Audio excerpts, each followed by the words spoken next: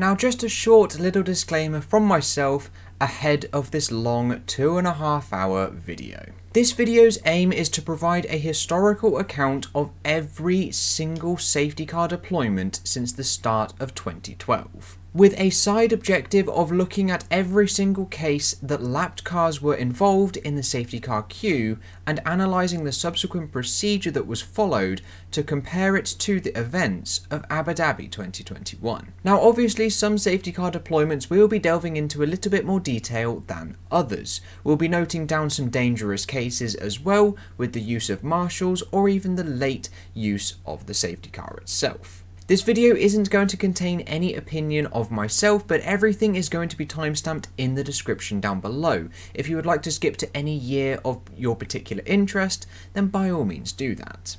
Equally, if you do want to just skip straight ahead to the conclusion of this video, then by all means do so. But I do recommend you watch in full one of the years at least. You do not have to sit through the entire 2.5 hour video. As much as I would like you guys to do that, as it has taken me over 9 weeks to fully produce right now. But with all of that out of the way, enjoy the video guys, and please let me know of anything you found interesting in the comments down below. Now, the FIA's use of the safety car in the Abu Dhabi Grand Prix of 2021 caused a stir, to say the least. However, it's been about 6 weeks now since that incident, and all online we've seen lots of different arguments from lots of different people saying that this has either happened before in some instances, or it flat out hasn't happened before. However, what I have seen is no one has been able to provide any concrete proof or any evidence of any races where it has happened or it hasn't happened. And obviously what I am talking to is in relation to allowing lapped cars to pass. Do you allow all of them to pass whenever the opportunity arises? Do you allow one full lap to be completed, maybe 2, or do you even allow a single set amount of those lapped cars to pass? Or do you choose to do something else entirely? So what I have decided to do is to devote this really long video to answering that question. Was the safety car call in Abu Dhabi of 2021 out of the ordinary, or has something similar actually happened before? Now what this has involved me doing is going all the way back through all of the years of Formula 1 where a safety car has been used, and then seeing if any lapped cars were in the way, and then what exactly the procedure was that followed subsequently. Now each year that I will be covering in this video is timestamped in the description down below, so please feel free to skip to whichever bit of the video you'd like me to talk about. Now I will be going over every single instance where the lapped cars were or weren't allowed to overtake, depending on what we come up to in the video. Equally, I'll be covering a couple of the more dangerous cases that I have found throughout this research, cases which probably should have been handled a little bit better as well. Equally mentioning all of the other safety car deployments that happened through the time period that I have looked at. So let's delve on into the first year of today's video, 2012. And luckily for us, it doesn't actually take long to find a safety car deployment in 2012, as it came in Australia, round number 1. So at the start of lap 37, Petrov's Caterham has stopped on the start-finish straight. 13 seconds later, a yellow flag is shown for this stopped car. Then a little under half a minute later, 27 seconds after the car was stopped, the full safety car is deployed. And once the safety car has bunched everybody up, there are 3 cars that are lapped and in the way. That is Heikki Kovalainen, Timo Glock and Charles Pic. But it wasn't until lap 40, 3 laps after the incident, where the decision to allow these lapped cars to pass was given. And this is what the commentators had to say. We're going to just wait for a little bit as the lapped cars now can overtake. And it's a new for 2012 regulation, this one. So we find out from this small little bit of commentary from David Croft that this is actually the first year that this lapped cars can overtake rule was actually implemented. In order to sort of negate some of the incidents that happened in the previous year in 2011, where the races would restart with the lapped cars in the way, and it would take a little while for the blue flags to run their course and for them to get out of the way before the leaders could actually commence their battles. And this would occasionally allow first place to actually pull a little bit more of a gap, as sometimes there would be 2, 3, 4, maybe even 5 lapped cars between him and second, which second place would have to pass. So in order to do this, it sort of gave everyone a bit of a level playing field. However, if we just hop back to the commentary, we'll see what they think about this new rule. I'm hoping that they might restart this at the end of the lap and they won't wait for those lap cars to get too far away. I might be alone here, I think. I don't like this rule. I don't, so what? If that's the luck of the draw, if they have to get through some back markers on the restart, so what? They're the best drivers in the world. Let's see them negotiating. Passing back markers is a core skill of being a racing driver. So we see that Martin Brundle has already taken a stance against this new rule, claiming that passing back markers is a core skill of being a racing driver.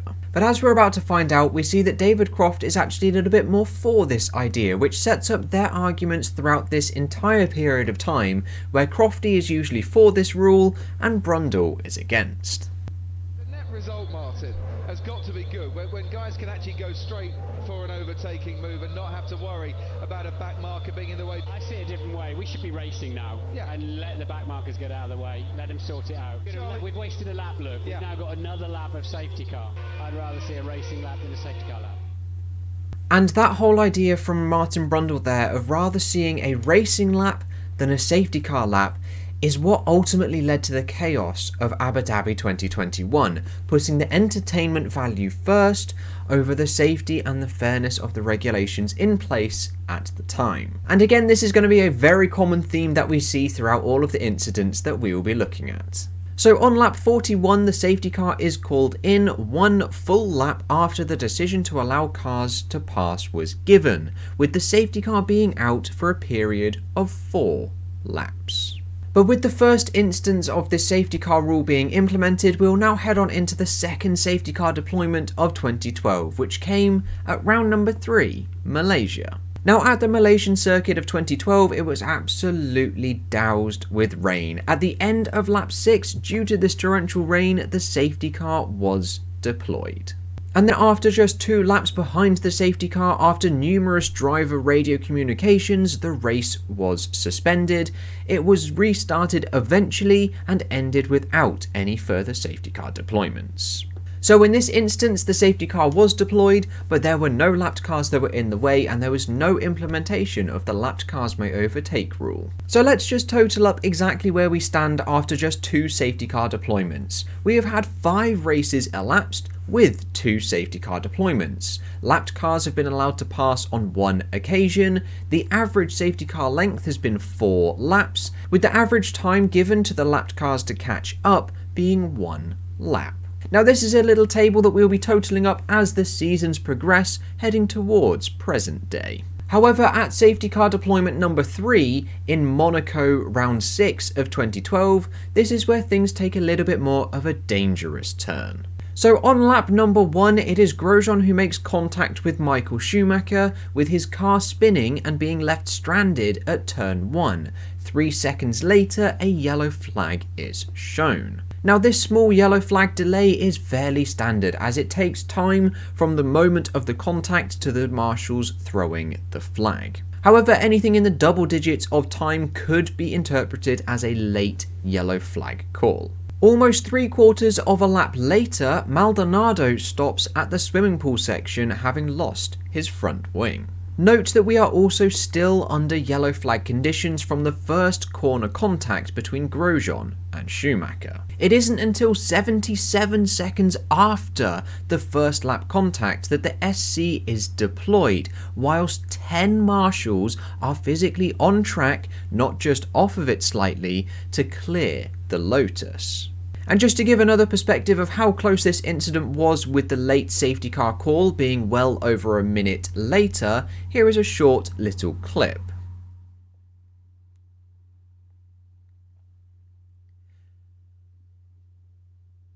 We do in the clip see that there were double waved yellows flown on the start-finish straight, indicating to the drivers that there is an incident up ahead, so there aren't going to be any cars attempting an overtake. However, the fact that there was no safety car deployed, which would have slowed all of the cars down significantly, was an extremely dangerous act, considering that car was stranded there since lap 1, and it took 77 seconds for for them to deploy the safety car. I am going to have to count Monaco of 2012 as our first dangerous case of this video, with our next safety car deployment coming in round number 8, Europe. So a yellow flag was shown for a slow-moving Caterham on lap 28. Then briefly after, a Toro Rosso is also shown to be involved. Then a yellow flag is removed before the Toro Rosso's tyre delaminates and shatters debris all over the track. The safety car is then deployed due to the tyre debris on lap 28, and then 45 seconds after the tyre explosion and the yellow flag removed, the safety car is deployed. And in this instance, we now have 5 lapped cars in the way, and it isn't until 3 laps later behind the safety car that the decision to allow these 5 to pass was given, in which we get this interesting bit of commentary. Lap cars may now overtake. So that means then that Grosjean will be right up behind Sebastian Vettel. It's good that they've done that. It means that it extends the safety car period though. It does, but it does mean that we get to see a real fight now between the Red Bull and the Lotus that we've been hoping for. Now in this instance, Brundle actually acknowledges that removing the lapped cars from the train behind the safety car would actually be a good idea. It would allow Grosjean to be able to fully attack Sebastian Vettel at the moment of the restart and not have those lapped cars in the way. However, he still goes on to say that it will extend the safety car period, which, like I said, in Australia is going to be a common theme of this video. So on lap 33, the safety car is then called in after all of the debris is cleared, which is 2 laps after the lapped cars overtook, and the SC was again out for 4 laps. So after the European Grand Prix, it brings our totals up to 8 races elapsed, with 4 safety car deployments over these 8 races. Lapped cars have been allowed to pass on 2 occasions, with an average SC length still of 4 laps, but an average time given to the lapped cars to catch up, now increasing to 2 laps. However, unfortunately, we do end up having to write down one dangerous case involving the marshals and the use of the safety car, which came at Monaco 2012. With the next safety car being deployed in Belgium of 2012, which we all remember the hectic race start. This safety car was out for 5 laps with no lapped cars in the way. However, our focus now shifts to Singapore of round 14. So on lap 33, a yellow flag is shown for Narain Karthikeyan, who crashed into the wall at Singapore. The safety car was deployed 24 seconds after this yellow flag was shown due to the circuit design of Singapore and the difficulty in removing stationary cars. Now, although there was no commentary at the time regarding lapped cars being allowed to pass, the order was given on lap 35, 2 laps after the safety car was deployed. Now, although there was no commentary regarding lapped cars being able to overtake, the order was given on lap 35 for 3 cars to pass. And it wasn't until 3 laps after this decision was made that the safety car was actually called in on lap 38. The next safety car deployment came in Japan, round 15. We saw immediate contact at the start, which saw a car skirting across the gravel on the outside of turn 1. With further contact between Nico Rosberg and a few other cars, including Mark Webber, at turn 2 and 3. With the safety car being deployed 34 seconds after this lap 1 contact, and then called in on lap number 2. However, with the next race that we head to, we actually see 2 safety car deployments for the first time this season, and that is Abu Dhabi of round 18. Now, for the first safety car of this Grand Prix, there was a severe collision with Nico Rosberg and a HRT that was being lapped at the time. A yellow flag was shown almost immediately after this contact occurred. With the severe level of debris on track and also the potential damage to the barriers, the safety car was deployed 13 seconds after this contact, with the safety car subsequently being out for 5 laps in order to clear the incident and repair the barriers. Under safety car number 1, there were no lapped cars.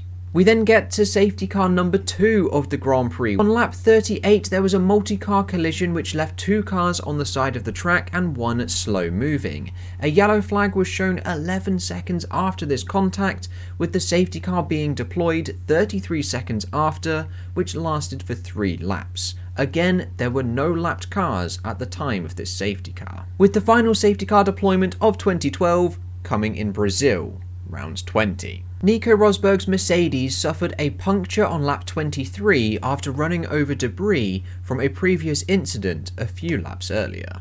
The subsequent delamination of Rosberg's tyre caused more debris to be scattered across the circuit, and 32 seconds later, after debris was shown on the live feed, the safety car was deployed. Now, there were actually 2 safety cars in this Brazilian Grand Prix, however the last one came at the very end when Di Resta crashed into the wall, where the race actually finished under the safety car which decided the 2012 championship. And this safety car was deployed 23 seconds after Di Resta put it into the wall. But moving back to that safety car number 1 through Nico Rosberg's puncture, again there was no commentary discussion about lapped cars being allowed to overtake. However, on lap 27 the order was given for multiple cars to pass. And then on lap 29 the safety car was called in 2 laps after these cars could overtake. So at the end of 2012, our totals tab raises to 20 races elapsed, with 11 safety car deployments throughout this season. The lapped cars were allowed to pass on 4 of these 11 occasions, and 100% of the time that the opportunity came. With the average SC length of again 4 laps, and the average time for these lapped cars to catch up after they have overtaken being still 2 laps. With still just the one dangerous case for the time being of Monaco 2012. So with the 2012 year all done and dusted, let us delve on into the next year that we'll be covering in the video, 2013. And in 2013, it's not until round 6 that we actually get our first safety car appearance. Where on lap 29, a yellow flag is shown on the live feed for Felipe Massa's heavy crash at turn number 1. Marshals then immediately enter the track with extinguishers and a hook cable to lift the car. Now, the marshals and car retrieval procedure at Monte Carlo is one of the most efficient in the F1 calendar, with cranes situated pretty much everywhere in all strategical points around the circuit, with marshals really quick to enter the track to retrieve the car. However, a green flag was shown in the same sector as the incident, admittedly just after the crash had occurred. However, at this moment in time, we are still under racing conditions. It wasn't until 85 seconds later and on lap 31, 2 laps after the crash, that the safety car was actually deployed. So we have a case very similar to Monaco of 2012, where the safety car is just delayed by well over a minute for a very severe crash where marshals have entered the track. Now, I will concede that it is not as dangerous as the Monaco 2012 incident, where there were 10 marshals all surrounding the stricken Lotus, but this is still a dangerous case. To delay the safety car by over a minute isn't acceptable. And then on lap 35, we have an instance where there are lapped cars and they can overtake, where we get this interesting bit of commentary. Lapped cars can now overtake. I don't know why they bother with that. I really don't. They brought It just it in. delays this race too much. Just let them drop back then to the back of the crocodile. We now got to wait for Van der Garde to make his way through a weaving bunch of Formula 1 cars and head off into the sunset, and theoretically to allow him time to get to the back of the pack. So for this instance of Monaco 2013, there is only one lapped car, that is Guido van der Garde, and he's got to overtake all of the cars to get to the front of the queue and then spend the time trundling around to catch back up. Now, Martin Brundle, as usual, takes a very, very strong stance against this and will usually suggest that the lapped car should just drop to the back of the pack. Now, allowing the lapped cars to drop backwards in the queue is actually giving them an unfair advantage over the cars that they're currently racing with, as it actually gives them one less racing lap, so they don't have to carry as much fuel and they can actually burn more as they would have done one less lap. So in the interest of fairness for the whole Formula 1 grid, that is why they're allowed to unlap themselves and rejoin on the same racing lap. It does just take 2 or 3 laps for this process to complete, which is Martin Brundle's main gripe. So on lap 35 this decision was made, and then 3 laps later on lap 38 the safety car was called in.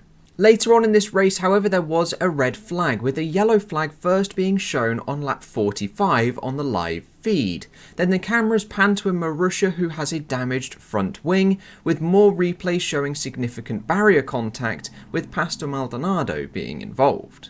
With the significant barrier contact being pulled into the track, and it wasn't until 45 seconds after the yellow flag for this incident was shown that the red flag was flown. But at this point there were no lapped cars in the way, as just 10 laps previous they were allowed to unlap themselves.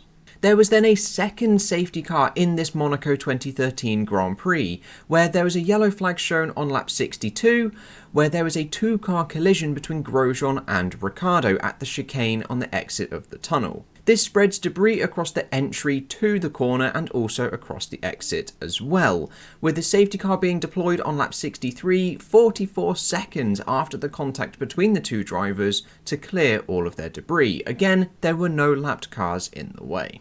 Our second safety car deployment of 2013 comes in round number 8, Britain. The first safety car of this race came from a tyre failure from Jean-Eric Vergne on lap 14, which was caught on the live TV feed. We can see the severe level of debris caused by the delamination and the explosion of the tyre, where then 36 seconds later a yellow flag was shown for marshals collecting the large amount of tyre debris.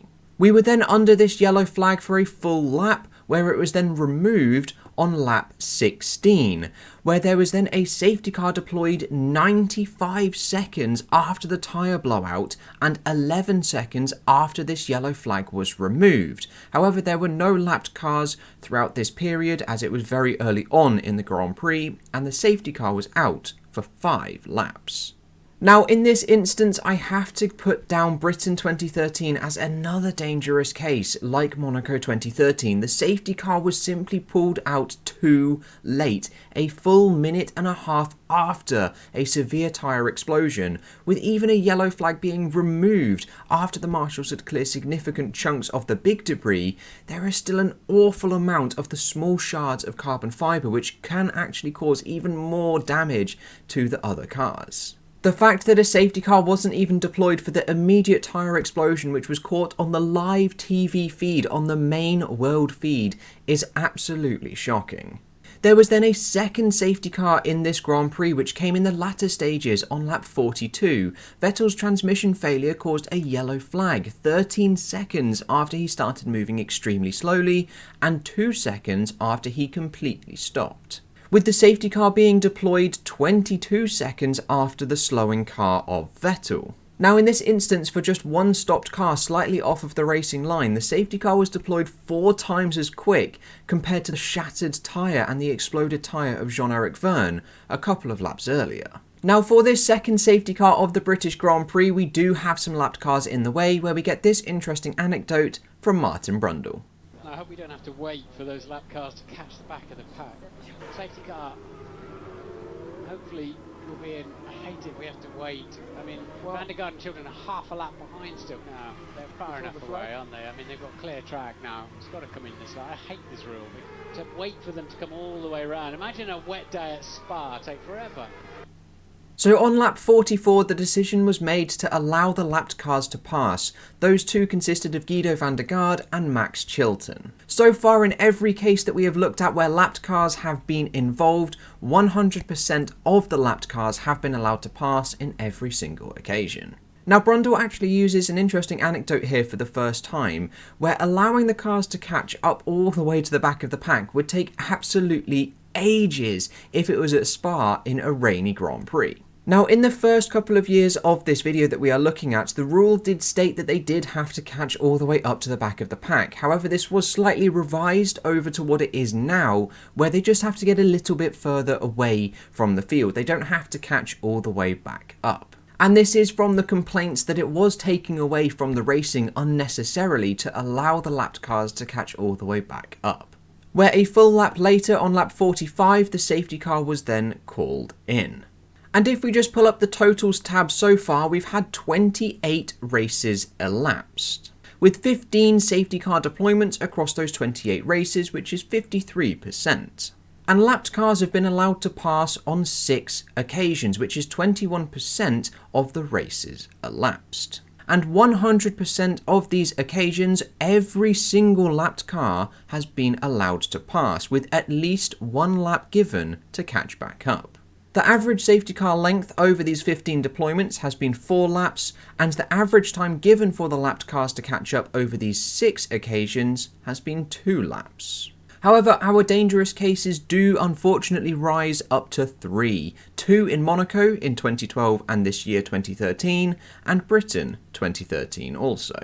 With our 3rd safety car deployment for this year coming in Germany, round 9. So on lap 23, Jules Bianchi's engine blows in a significant way. 7 seconds later, and after catching fire, a yellow flag is shown. On lap 24, a tractor enters the track to recover the car. However, it begins to roll backwards across the live circuit to the other side of the track. And 16 seconds after the tractor entered the circuit, the safety car is deployed, and thankfully the tractor actually didn't cross the white line onto the circuit.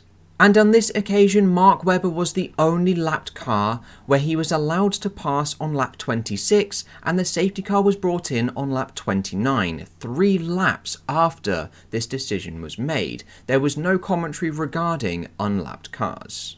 The next race to feature a safety car deployment came in Singapore, round 13.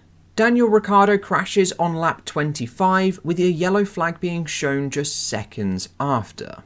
And due to the circuit characteristics of Singapore and the 100% chance of a safety car being deployed, it came just 20 seconds after this crash.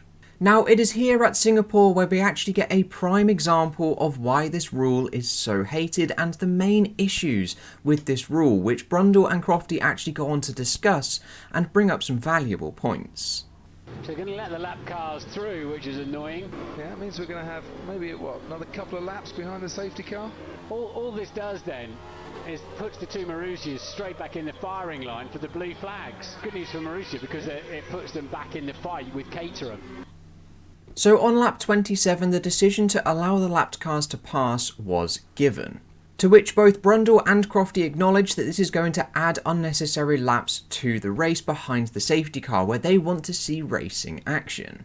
However, they do end up admitting that it is actually beneficial to Marussia to allow themselves to unlap to catch back up to the Caterhams to resume their battle. And this is where the main problem really lies. This is an entire Grand Prix where at the time there are 12 teams competing for a Grand Prix victory. Now obviously realistically there are only going to be a couple of teams competing for the Grand Prix victory, but there are still 12 teams in this Grand Prix. You cannot favour the top couple, which ultimately is where the entertainment value lies, by sacrificing the teams at the back of the pack. By not allowing them to unlap themselves, it is putting them at a disadvantage to the people that they are fighting with. How can that be seen as fair? We cannot disadvantage the teams at the back compared to the teams at the front.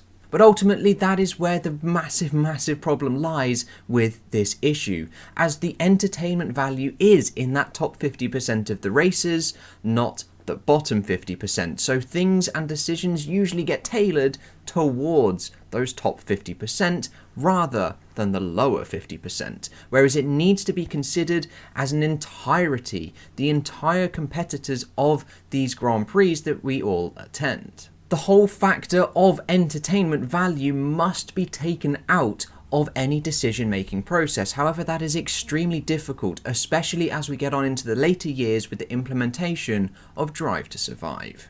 With the decision to allow unlapped cars to pass being made on lap 27, the safety car was then called in on lap 30 after repairs to the barriers and to clear the car of Daniel Ricciardo. This was 3 laps after the cars could pass. And the next race to feature a safety car came at round 14, Korea. So on lap 31, after an extremely large lockup after exiting the pits, Perez's tyre explodes in a catastrophic way, where 21 seconds later the safety car is deployed to clear the large amount of tyre debris. Now on this occasion there were 4 lapped cars that were in the way, and on lap 33 the decision to allow them to pass was given, and the safety car was then called in 3 laps later on lap 36. However, no commentary was made regarding this decision. Where the final race to feature a safety car in the year 2013 came from the USA Grand Prix of round 18. Now this safety car was caused by a crash involving Paul di Resta's Force India. The safety car was then deployed just 20 seconds later. And if we now take a look at our totals list for the end of 2013 and the 2 years that we have looked at in total, we've seen 39 races overall with 19 safety car deployments. That's 49% of the races elapsed, where lapped cars have been allowed to pass on 9 occasions, which is 23% of the races elapsed. And 100% of the time that lapped cars have been in the way, every single one of them has been allowed to pass, with the average safety car length now rising up to 5 laps, and the average time given for the lapped cars to catch back up to the back of the pack being 3 laps. And there are still 3 dangerous cases that we have so far looked at, which has actually lowered now to 8% of the races elapsed. So with 2013 all done and dusted, we now move on into the new turbo hybrid era of 2014. And as we start the new era of 2014, we get our first safety car deployment in round number 1, Australia. After numerous push laps, Valtteri Bottas on lap 10 gets a puncture after contact with the wall. Luckily the tyre does not delaminate and it just falls off like a small little polo mint. 18 seconds after this contact with the wall, a yellow flag is shown. Then 74 seconds after this contact, the live footage on the world feed shows the tyre carcass on the track just after the turn 10-11 chicane. Then 97 seconds after this contact, the safety car is deployed, after the wheel rim is then located and shown on the live feed just off of the racing line on the start-finish straight. Now due to this safety car coming early on in the Grand Prix, there were no lapped cars in the queue, with our next safety car deployment coming in round number 3, Bahrain.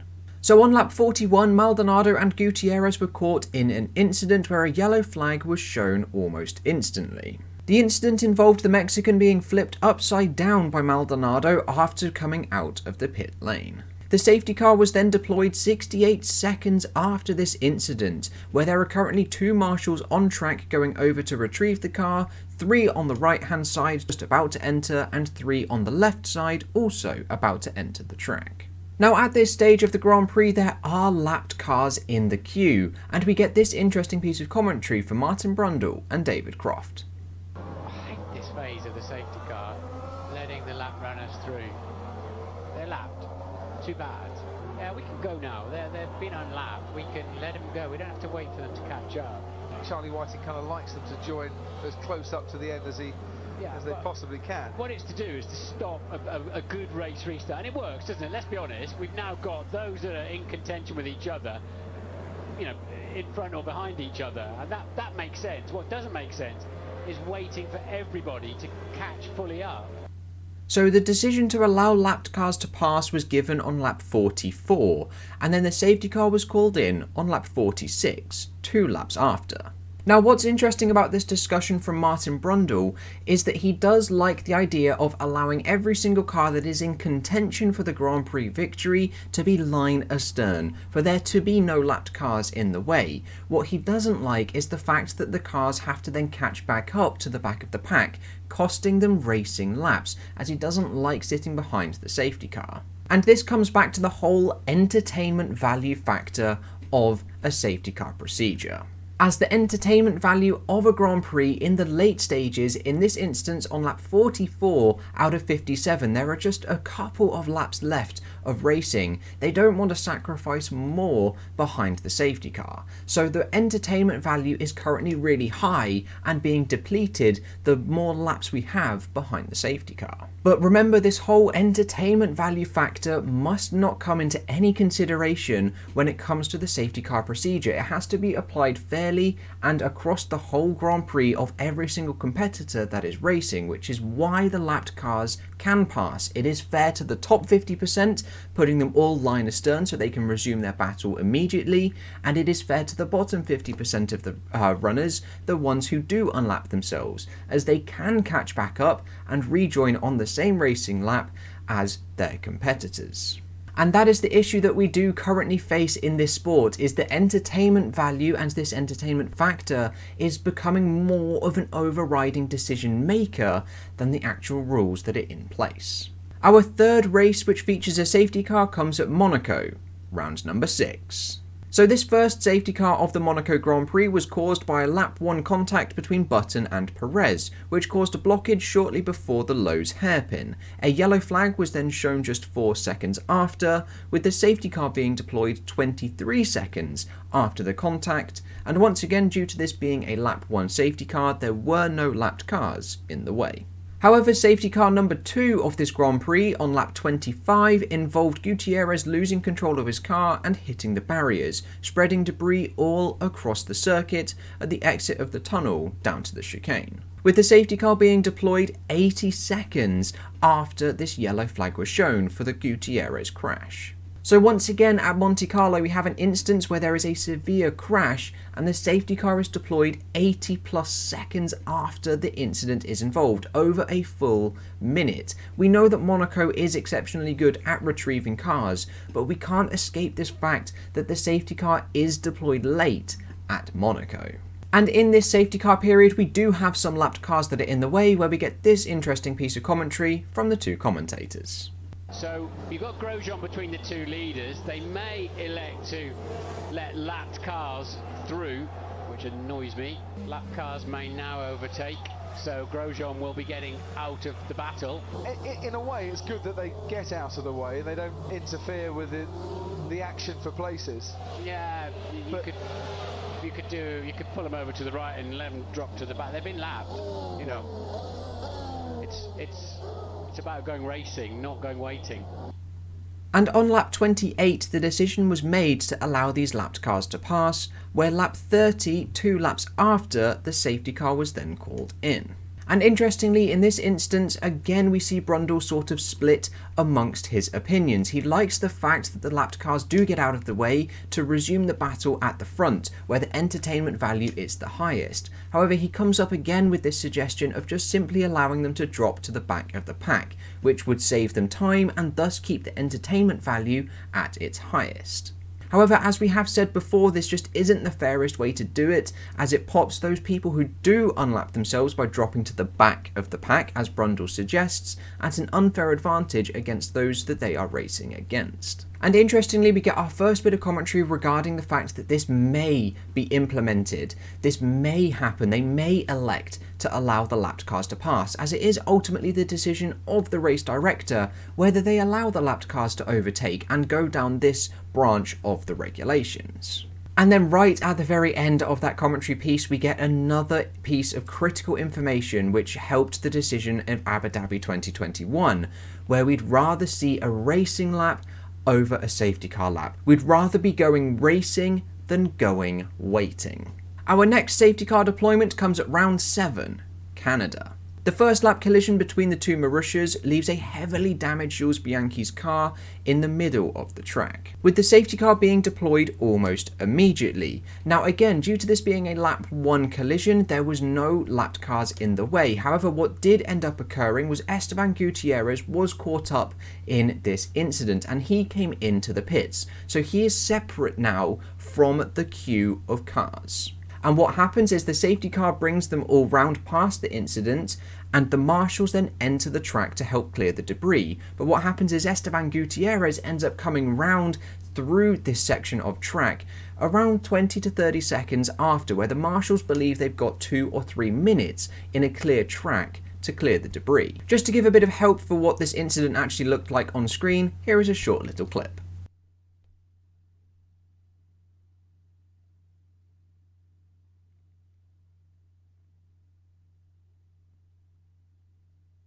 Now for this instance, I've got to put down Canada 2014 as a dangerous case for the use of the marshals, as they should have been alerted far earlier to the fact that Gutierrez wasn't attached to that safety car queue once it had passed the incident area, and they just simply didn't get out of the track quick enough, or they weren't told soon enough that there was a car coming along. Our next safety car instance comes at round number 9, Britain. A lap 1 incident involving Kimi Raikkonen and Felipe Massa causes heavy damage to the Ferrari. Very shortly after, a safety car is deployed, where then subsequently half a lap later, the race is red flagged. Once again, due to this being an early safety car call and the race being subsequently red flagged, there were no lapped cars in the way. Where we then head to round number 10 in Germany for our next safety car deployment. Once again, another first lap incident involving Felipe Massa and this time Kevin Magnussen, where the Brazilian was flipped upside down. This incident caused a yellow flag almost instantly, and then a couple of seconds later, the safety car was deployed. Once again, due to this being a first lap incident, there were no lapped cars, and thus none overtook. Then for the third race in a row at round 11 Hungary, we end up with 2 safety car deployments. The first came at lap number 8 after Marcus Ericsson crashed heavily in his Caterham. The safety car was deployed very shortly after, with 2 marshals entering the track to check on the status of the driver. Again, due to the early stages of this safety car deployment, there were no lapped cars. With the next safety car being deployed 15 laps later due to Sergio Perez careering into the start-finish straight barrier, again spreading debris all over the circuit. The safety car was then deployed almost immediately to recover the debris and lead the rest of the pack through the pit lane so the marshals could work safely on the start-finish straight. Our next safety car deployment comes at round 14, Singapore. So on lap 31 there was contact between Sergio Perez and Esteban Gutierrez, where Sergio Perez's front wing explodes underneath his car, shattering debris all over the circuit. Just 23 seconds after this, a safety car is called, keeping up the 100% record at Singapore. Now in this instance, due to the sheer amount of debris that was left all over the circuit, it takes a while for the lapped cars to even be allowed to overtake, where we get this interesting piece of commentary from Martin Brundle and David Croft. I do hope we're not going to let the lapped runners through. Don't think we've had the call yet for the lap cars to unlap themselves, presumably because the marshals are still on the track running to try and clear the debris. But the solution is to let the lap runners just fall to the back of the pack and let's go racing. The lap cars may now overtake. No.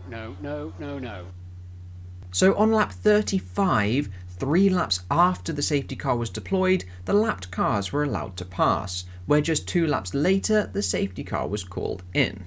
So in this we have a slightly different sort of take on this instance.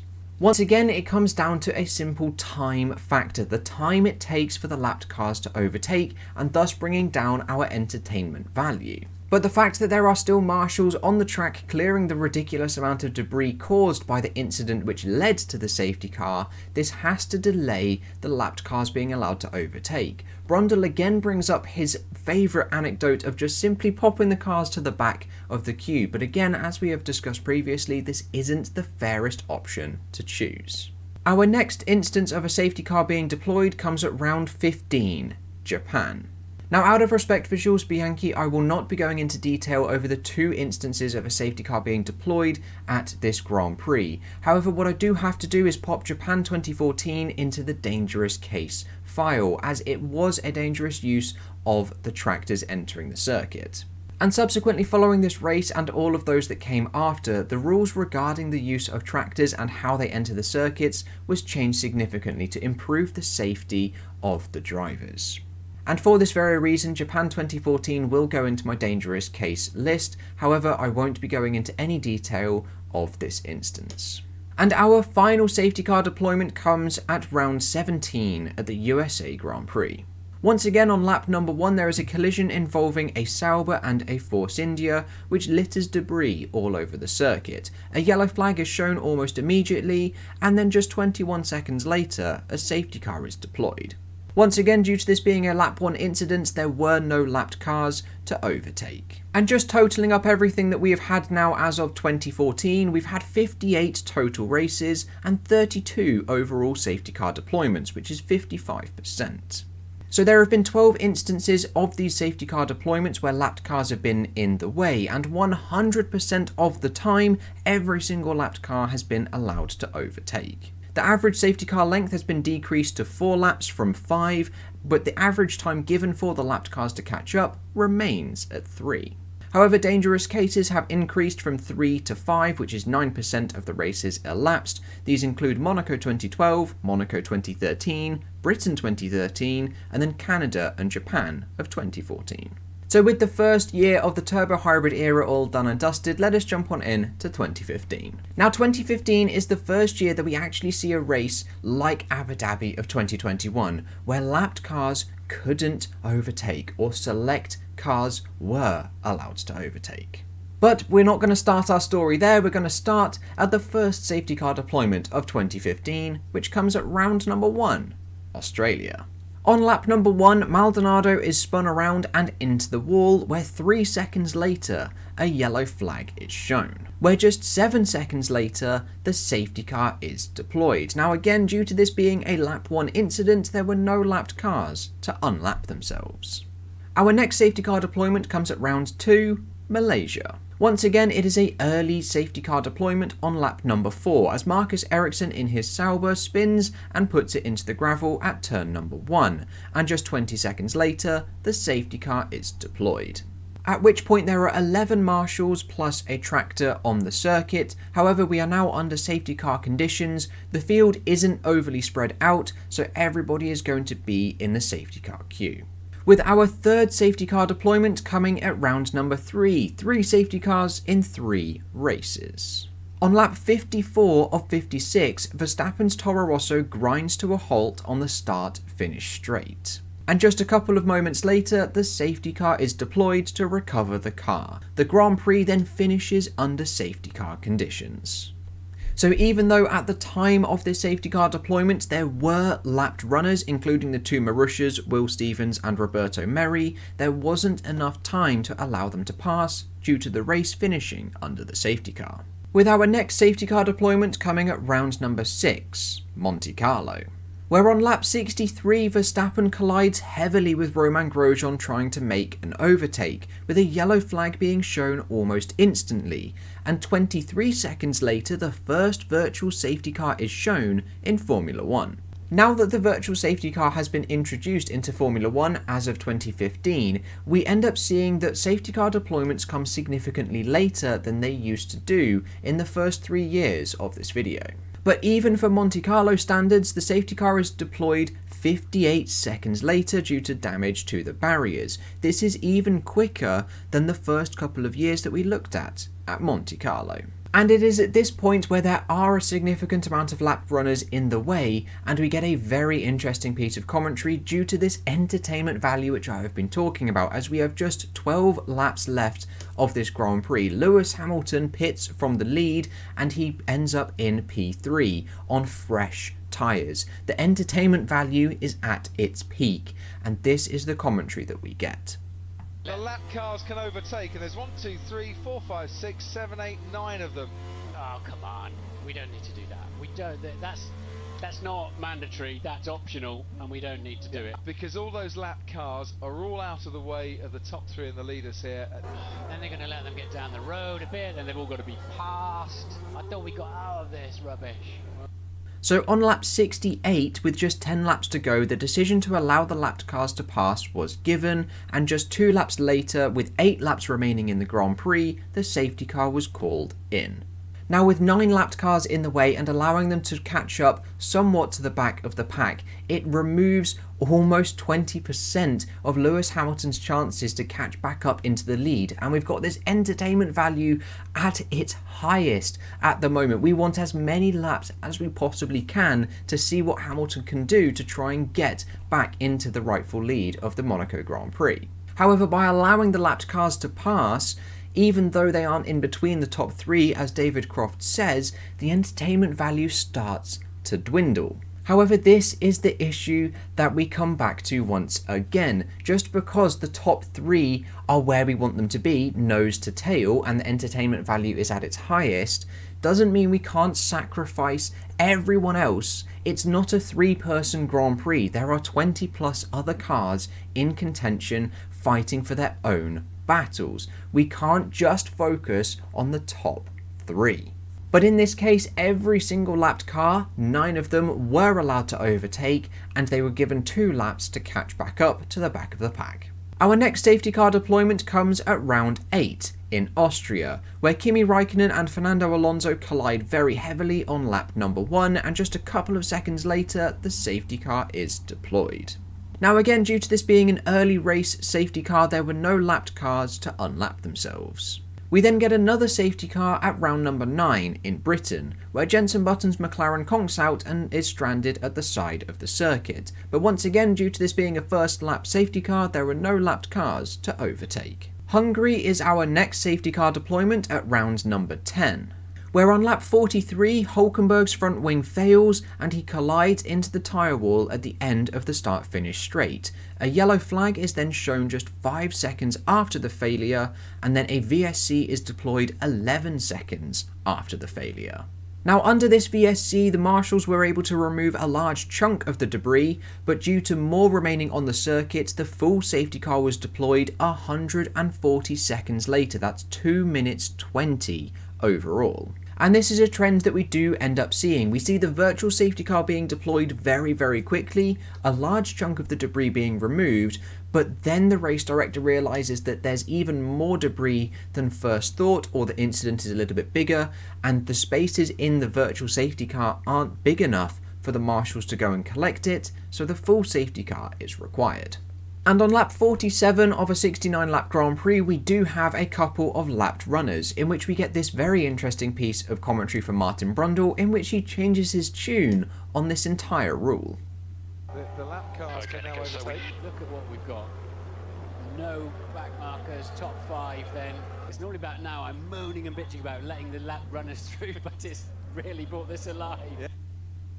So on lap 47, the decision was made to allow the lapped cars to pass, and on 48, 1 lap after, the safety car was called in. So in this instance, we have Brundle doing a full 360 on his opinion on this rule. He now likes the idea and has the top 5 exactly where we want them, line astern with no back markers in the way, which they would have had to pass had the race restarted with them in the way. Now this is very similar to the instance of Monaco that we just looked at, however there are almost double the amount of laps remaining, so the entertainment value isn't quite at its highest, so we do have the time to allow the lapped cars to pass. However at Monaco we didn't, and that's why people were getting upset. However, we get to Singapore of round 13, and this is where we have our first instance where lapped cars weren't fully allowed to overtake. So on lap 13 of the Grand Prix, Felipe Massa in his Williams collides with Nico Hülkenberg in his Force India, sending the latter into the barriers. A yellow flag is then shown 6 seconds after their contact, with the virtual safety car then being deployed 11 seconds after this contact. However, due to the high level of debris still on the circuit, and due to driver communications with their team, the full safety car was deployed 348 seconds, which is almost 6 minutes later on lap 15. This is once again to give the marshals more time to clear the debris, which the virtual safety car doesn't allow.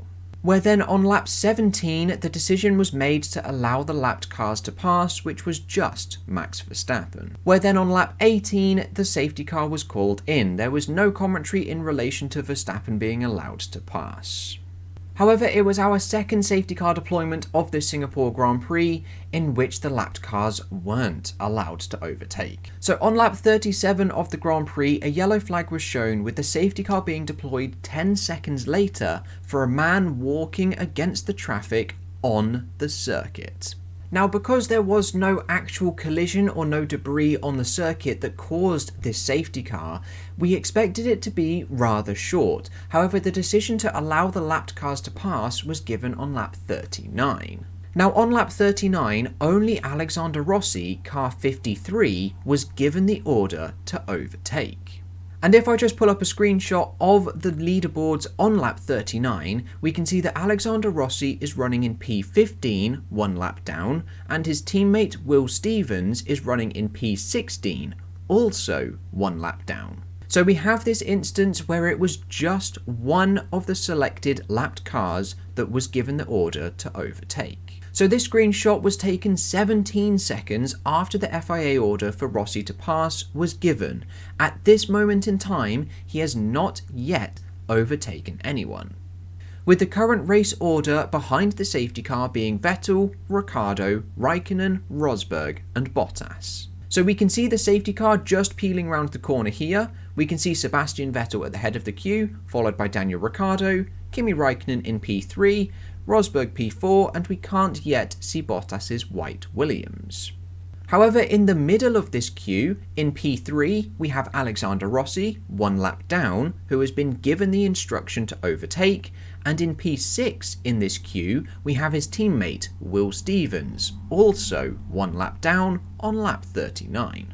Now, after a quick little bit of internet research, you can find out that Alexander Rossi actually had no radio communications throughout this entire Singapore Grand Prix, so the FIA gave the team the order for Rossi to overtake. However, Rossi himself never received this order, so he made no attempt whatsoever during this period of time to overtake, because the order never came to him.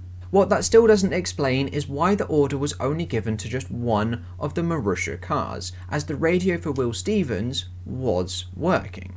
So if I just pull all of this information away and we pull up this screenshot here from lap 40, the safety car in this lap message was shown 160 seconds, which is 2 minutes 40, after the overtake order was given to Rossi, which came on lap 39, 2 laps after the safety car was called. Now Rossi is still in 3rd place in the queue, having made no attempts to overtake, with Stevens still P6 and also lapped with no order to overtake. Now equally to bear in mind is there is no debris to clear up, so what we are now waiting for is for this lapped car procedure to run its course. Otherwise there is no need for this safety car to be out anymore, as the fan is now off of the circuit.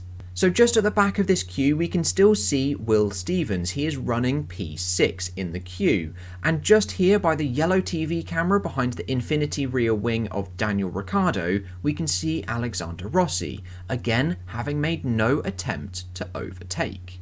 So then from that moment in time the race was restarted with Alexander Rossi and Will Stevens still a lap down and still in the way, having not overtaken. So what I'm going to show now is just a small little clip from the Grand Prix of this situation unfolding. Alex Rossi was running 15th and can now actually unlap himself. There he is. He's unlapped himself as far as Kimi Raikkonen has now got the leading 2 to go. The great thing about the virtual safety car, we don't have any of this nonsense of unlapping. What we're waiting for here is for Alex Rossi to unlap himself. Alex Rossi has been told he can't overtake anymore. Have they just lost a bit of patience with him or something? He's had the chance for about a lap and a bit now to get past Ricciardo and Fence, but he's not done that. And it means that we're going to restart Martin with him right in the middle, in the thick of the top 3.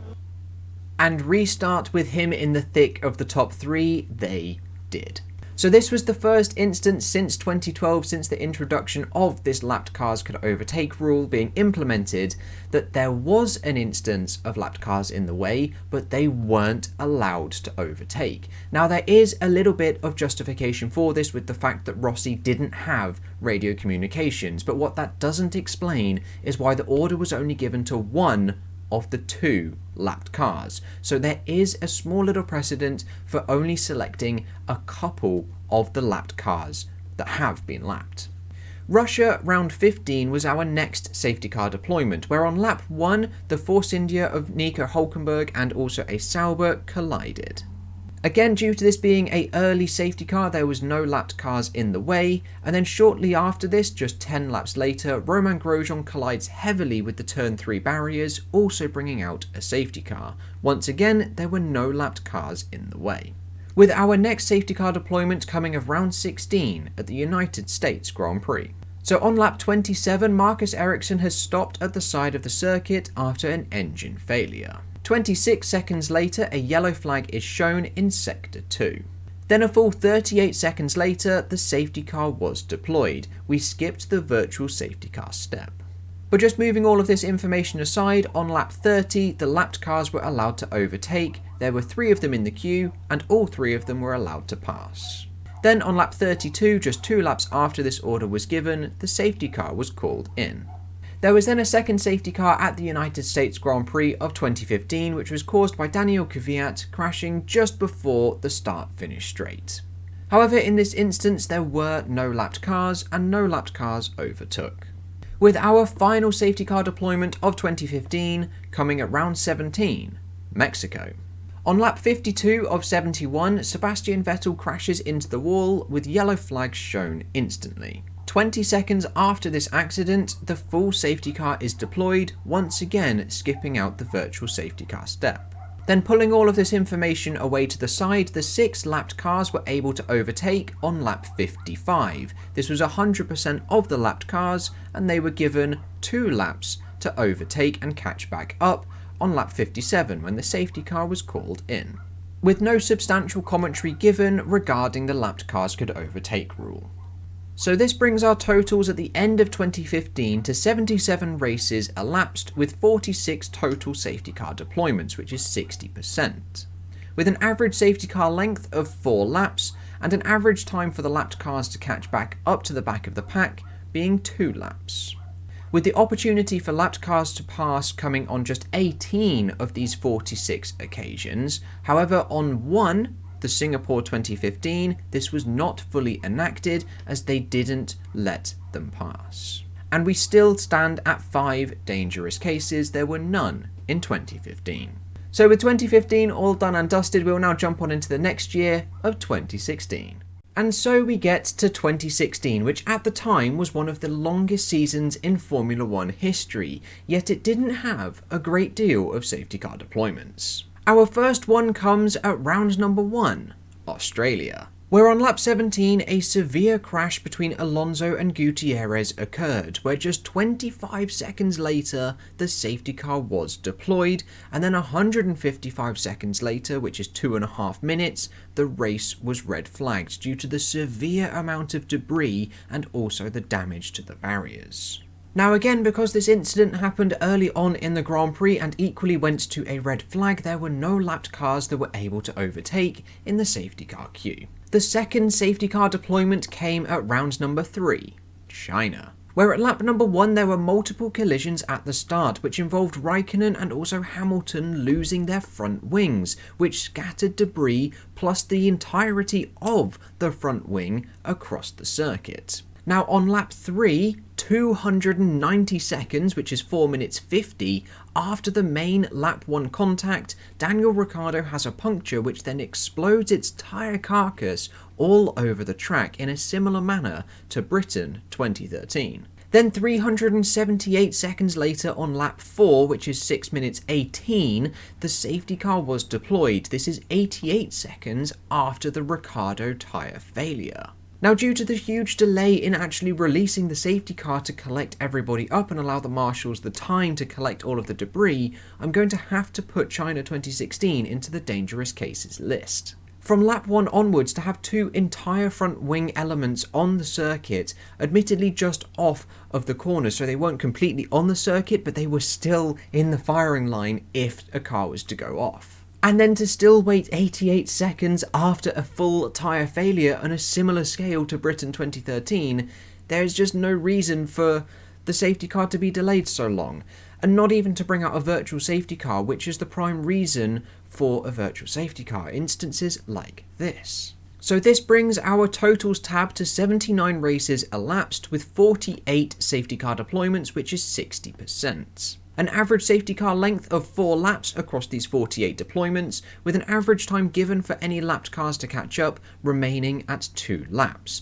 There are still just 18 occasions where the lapped cars have been able to overtake, and then on all bar 1, this was achieved, where 100% of the lapped cars have been able to overtake and given at least 1 lap to catch up on all bar 1 occasion. However, we do have to add that China 2016 to our dangerous cases list, which now rises to 6, 8% of 79. Our next safety car deployment comes at round 4, Russia, where Sebastian Vettel's Ferrari was punted twice by Daniel Kvyat's Red Bull and ended up in the turn 3 barrier. Again, due to this being a lap 1 safety car, there were no lapped cars to pass at any points during the queue. Spain is our next safety car deployment, and look away Mercedes fans, as they all know what happened next. And again, because this is a lap 1 safety car, there were no lapped cars that were eligible to overtake. The next safety car deployment for the 2016 season came at round 9, Austria, where on lap 27 of the Grand Prix, Vettel's tyre explodes spectacularly on the main straight, with his car stopping just off of the circuit. 11 seconds after the tyre failure, the safety car is deployed, and it is to lead the cars through the pit lane so the marshals are able to clear the car. Now, just clearing this information away, on lap 30 the decision to allow the lapped cars to pass was given, and on lap 31, one lap after, the safety car was called in. There was no relevant commentary to go with this statement. With our next safety car deployment coming in round 13, Belgium, where on lap 6 of the Grand Prix, Kevin Magnussen loses control of his Renault at the top of Radion and smashes into the barrier at extremely high speed, where his headrest actually ends up dislodging itself from the car. This incident causes an almost immediate safety car, and then once again, due to it being in the early stages of the Grand Prix, there were no lapped cars eligible to overtake in this instance. However, our attention now turns to Singapore, round 15. Something always interesting seems to happen at Singapore. So on lap 1, Hülkenberg is sandwiched between two cars and hits the pit wall off of the start. 21 seconds after this contact, the safety car is deployed and it is to lead the cars through the pit lane. Now on lap 2, we end up receiving this message from race control that the track is clear in sector 18, whilst we are still under safety car conditions. So if I pull up the official circuit map of the Singapore Grand Prix of 2016, we can see that the sectors are indicated by the yellow marshal light posts, and we can see that sector 18 is just here after the start-finish straight before we get to turn 1, which is exactly where the incident with Nico Hülkenberg is taking place. Now this message was displayed to the world feed in sector 15, between turns 18 and 19. Then shortly after, we received the safety car in this lap message, also on lap 2.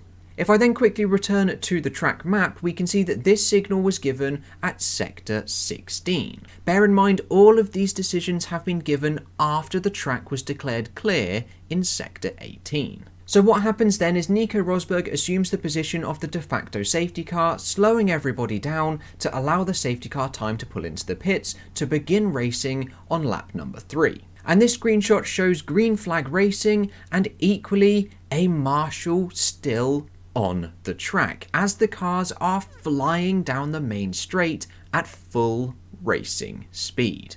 And just to give a small little clip of this, here is a replay from the world feed. Side pod of the Toro Rosso. What? Look, the marshal still on the track as they got going. Yellow flag being waved. That was very, very near to something very nasty indeed.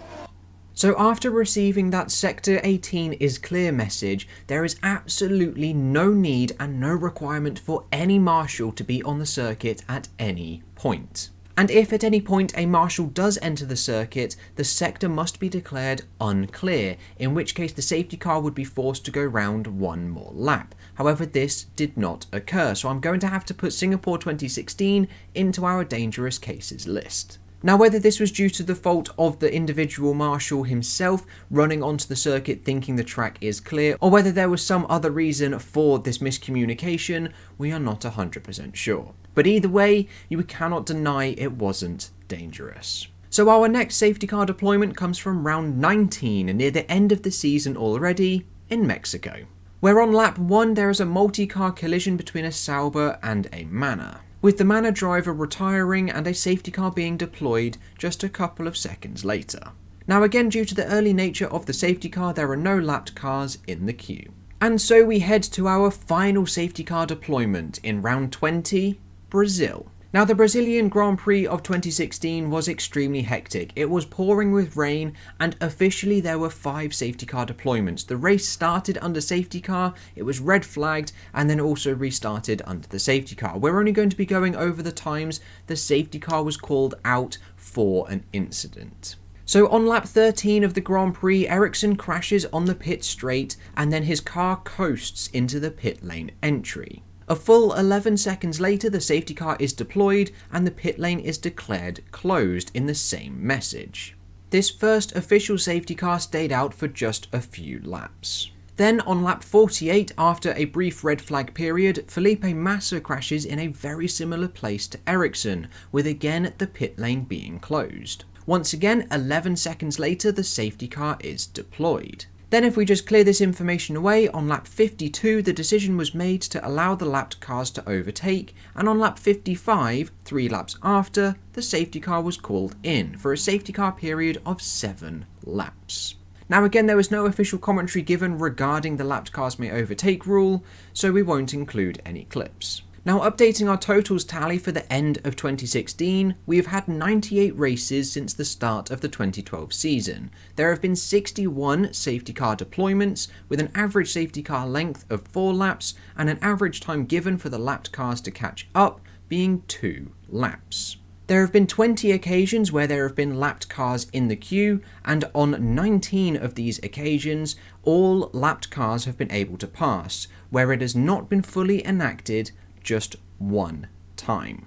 And unfortunately, there have been 2 new additions to our dangerous cases list in 2016, that is China and Singapore, bringing our total up to 7. And so from 2016, we'll now take a look at the year of 2017. Now, in 2017, we actually get off to a little bit of a slow start, with our first safety car coming in round number 2, China. This was courtesy of an accident of Antonio Giovinazzi in the Sauber subbing in for an injured Pascal Wehrlein, where he crashed on lap number 4, with the safety car subsequently coming out just a couple of seconds later. Now, due to this safety car being in the early stages of the race, there were no lapped cars. Our next safety car comes at round number 3, Bahrain, where on lap number 12, Max Verstappen has brake failure and then he crashes into the wall. Then 106 seconds later, which is just under 2 minutes, under the same Verstappen yellow flags, Sainz and Stroll collide after exiting the pit lane. 8 seconds after this incident, the safety car is then deployed. But once again, due to the early nature of this safety car, there were no lapped cars. Our next safety car comes at round number 4, Russia, where a lap 1 collision between Romain Grosjean and Jolyon Palmer causes a safety car almost instantly. And as for the same reasons as China and Bahrain before it, there were no lapped cars due to the early release of the safety car. However, the safety car in round number 6 at Monaco did involve lapped cars. On lap 60, Jenson Button and Pascal Wehrlein collide, with a yellow flag being shown instantly as Pascal Wehrlein is flipped into the barriers. Just 19 seconds later, the safety car is deployed for this incident on lap 60. Where then, if I pull this information away, on lap 64, the decision to allow 5 lapped cars to pass was given. This was 100% of the lapped cars at the time, where then on lap 66, 2 laps later, the safety car was called in. We then get to Canada, round number 7. And it is yet another first lap safety car with an incident involving Carlos Sainz. The safety car is deployed almost immediately, and again, due to its early nature in the race, there were no lapped cars.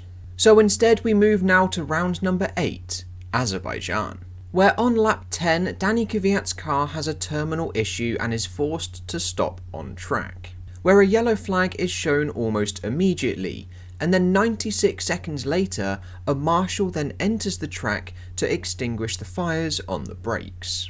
And this marshal enters the track under the original yellow flags that was caused by the car stopping. Then 208 seconds, which is 3 minutes and 8 seconds later, the safety car is deployed, where the first yellow flag for the car stopping was out continuously until the safety car deployment. There was no virtual safety car.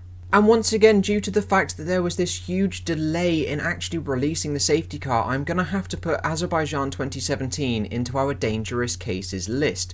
There is absolutely no need to wait 3 minutes to deploy the safety car, even after a marshal has entered the track. I will agree that the car is just off of the racing line, it is off of the exit of one of the corners, but it is still a stationary car on track which could be hit. And the fact that once again there was no virtual safety car to even make any attempts to retrieve the car until 3 minutes later when they decided to implement the safety car, the full course safety car, it has to go down in the dangerous cases list. But at this time of the race it was only Valtteri Bottas who was lapped, where then on lap 15, 3 laps after the safety car was called out, he was given the order to overtake, and then on lap 16, 1 lap after, the safety car was called in. So heading over to our totals tally after Azerbaijan of 2017, we have had 106 races that we have looked at so far, with 67 safety car deployments. With an average safety car length of these 67 deployments of 4 laps,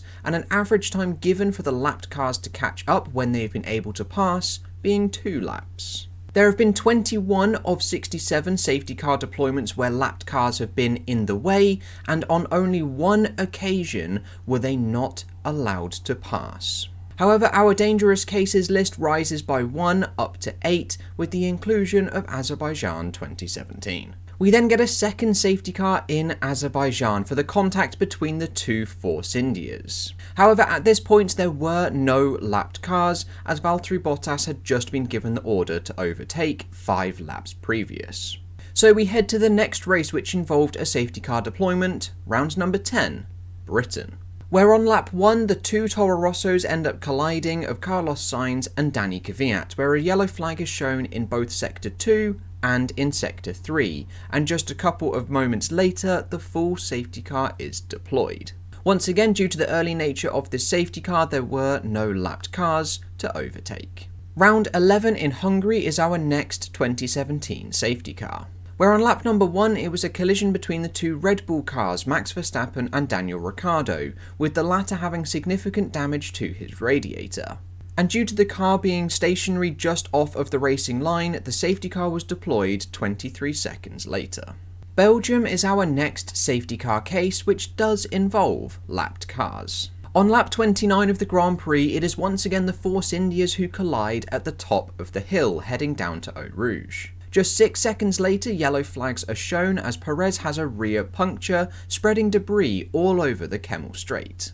Then 53 seconds after their original contact at the top of the hill, the safety car is deployed for the severe level of debris caused by Perez's puncture.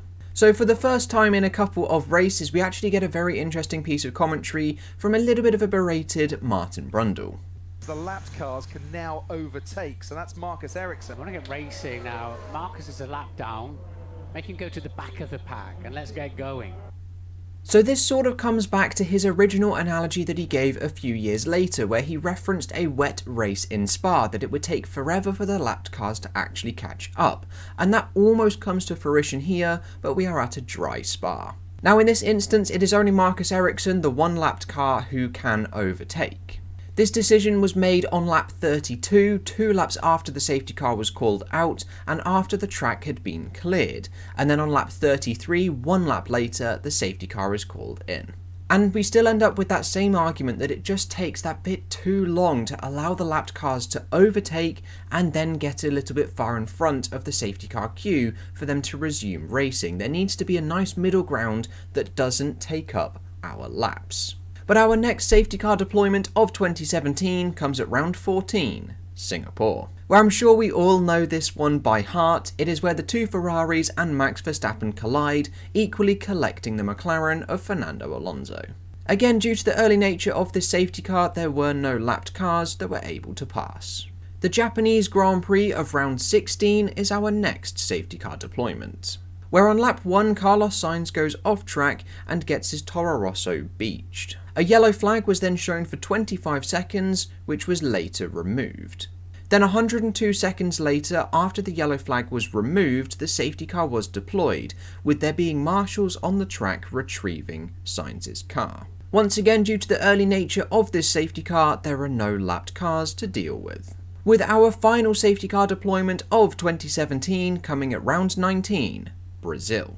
On lap 1, Daniel Ricciardo is involved in an incident with 2 other cars and he goes spinning off of the circuit. 24 seconds later, due to the debris on track, the full safety car is deployed. Where then just 2 seconds after this safety car is deployed, Grosjean and Esteban Ocon end up colliding, scattering debris over the circuit.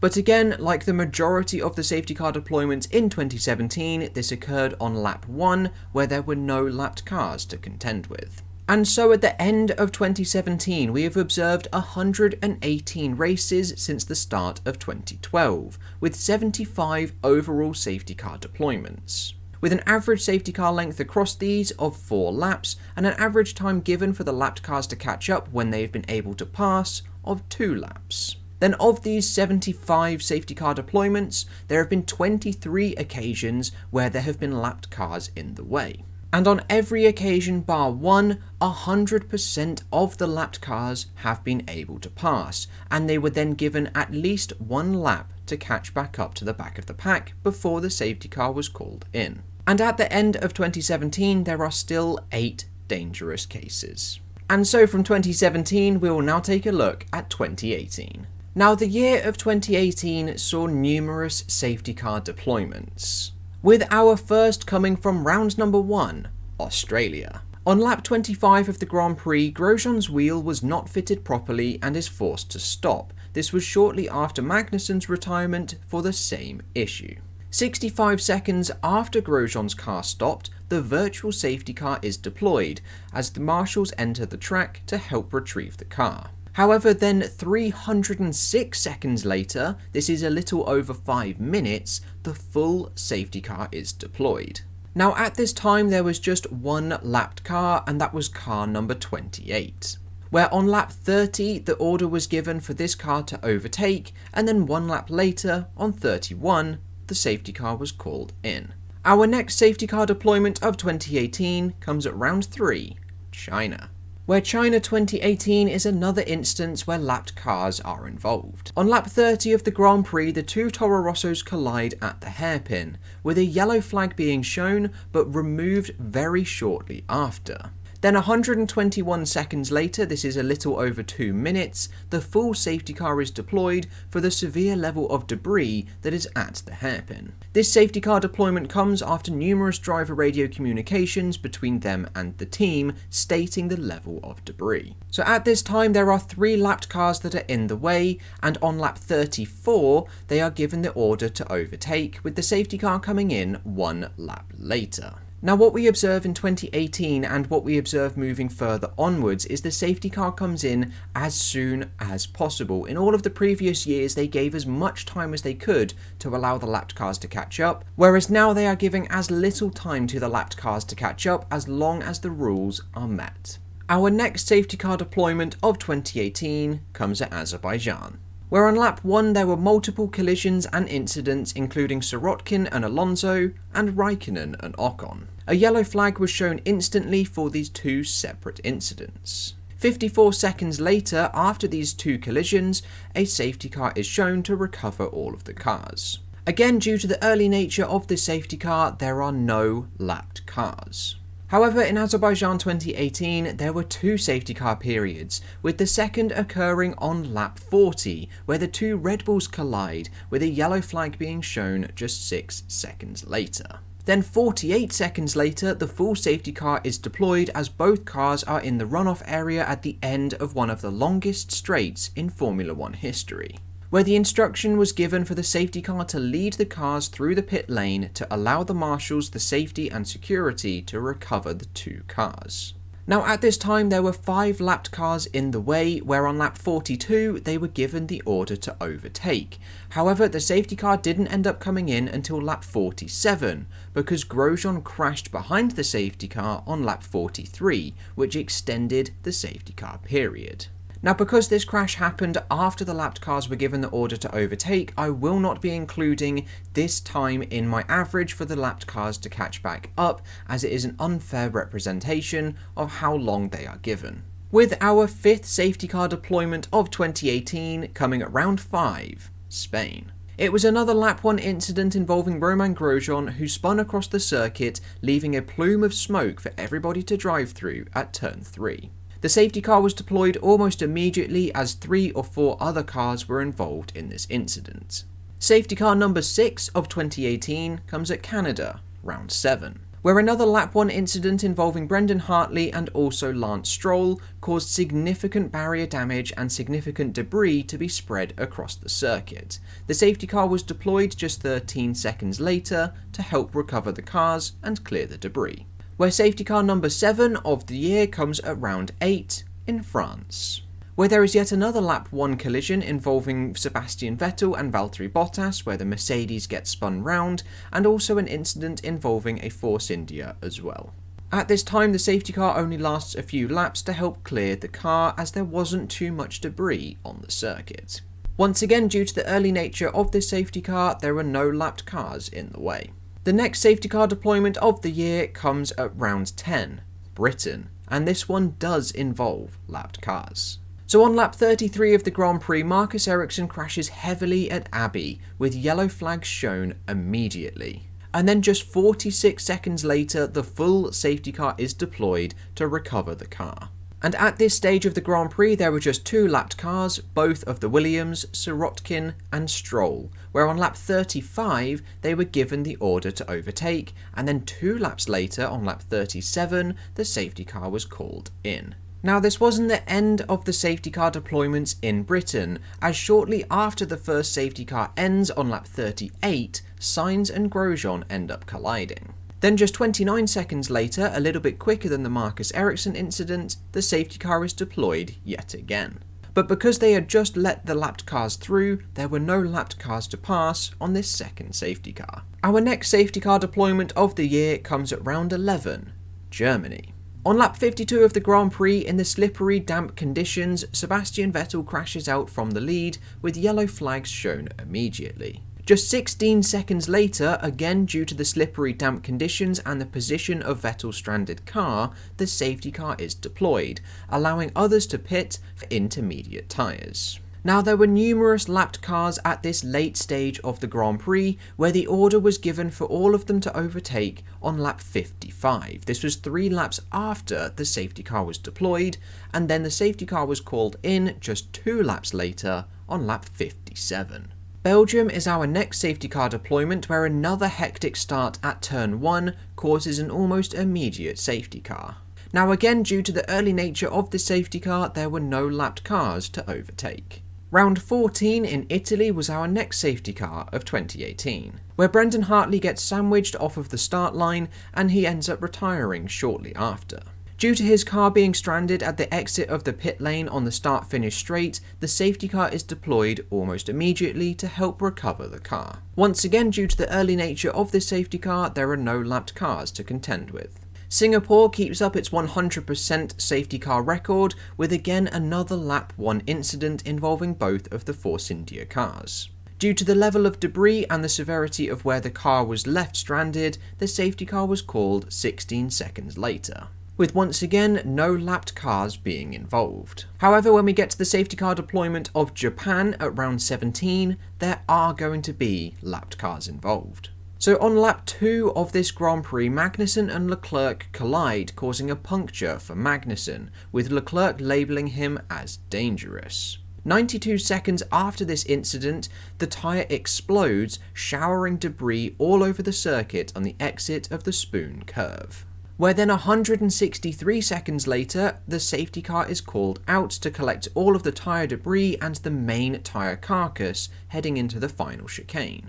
Now, due to the fact that Kevin Magnussen had the puncture and he was driving so incredibly slowly to get back to the pits, he did end up getting lapped. So this is an instance where a safety car was deployed in the early stages of the Grand Prix, but there are lapped cars. Where the order for Kevin Magnussen to unlap himself was given on lap 6 of the Grand Prix, with the safety car then called in on lap 7. We then get to our final safety car deployment of the year in Abu Dhabi, round 21. Where Nico Hülkenberg and Romain Grosjean come to blows, with the German flipping over and into the barriers. The safety car was deployed almost immediately to help recover the stranded car. Again, due to the early nature of this safety car, there were no lapped cars in the way. So now, adjusting our totals column, we have had 139 races elapsed since the beginning of 2012, with 90 safety car deployments across these races, with an average safety car length of these 90 deployments of 4 laps, and an average time given for each of the lapped cars to catch back up being 2 laps. Of these 90 safety car deployments, there have been 29 instances where lapped cars were in the way, and on 28 of these occasions, every single one of the lapped cars was able to pass, where just one occasion so far, they weren't allowed to overtake. And thankfully there were no dangerous cases in 2018, so we remain at 8 for the total. And with 2018 all done and dusted, we will now take a look at 2019. Now 2019 is another very quiet year for safety car deployments. Given the season's length, we only had a couple of races where a safety car was deployed, with our first one coming at round number 2, Bahrain. On lap number 54, Nico Hülkenberg's engine blows up and he stops just off of the track, where then just 20 seconds later, Daniel Ricciardo in the sister Renault has an electrical issue and also stops on track. Then 90 seconds later, on lap 55, the safety car is deployed to recover both of the Renaults. The race then finished under safety car conditions as there was no time to restart the race. So even though there were lapped cars in the way in this queue, they didn't get the chance to overtake as the race ended. Safety car deployment number 2 of the season comes at round 5, Spain, where an incident at turn number 2 on lap 46 involving Lance Stroll and Lando Norris caused a yellow flag almost instantly. The full safety car was then deployed 26 seconds later to recover both of the stricken cars. Now at this stage of the Grand Prix there were 8 lapped cars in the way, where then on lap 50, a few laps after the safety car was deployed, all 8 of these lapped cars were given the order to overtake, and then on lap 52, 2 laps after this decision was given, the safety car was called in. What I have found going forward with this video though, is that there is less and less talk about this safety car rule. As before, around 2012 to 2015, we saw numerous mentions from the commentary team regarding this rule, expressing their dislike, expressing ways of improving it, and what can be done about it. However, I found this got less and less as the seasons went on, so even though there was still the same frequency of occurrences of allowing the lapped cars to overtake, it just happened less and less that the commentators actually spoke about it. With our third safety car deployment of 2019 coming at round 6, Monaco. On lap 9, Charles Leclerc collides with Nico Hülkenberg and receives a puncture. Then 78 seconds later, this is just over a minute, his tyre explodes, which then starts to shower the circuit with debris, spreading it everywhere.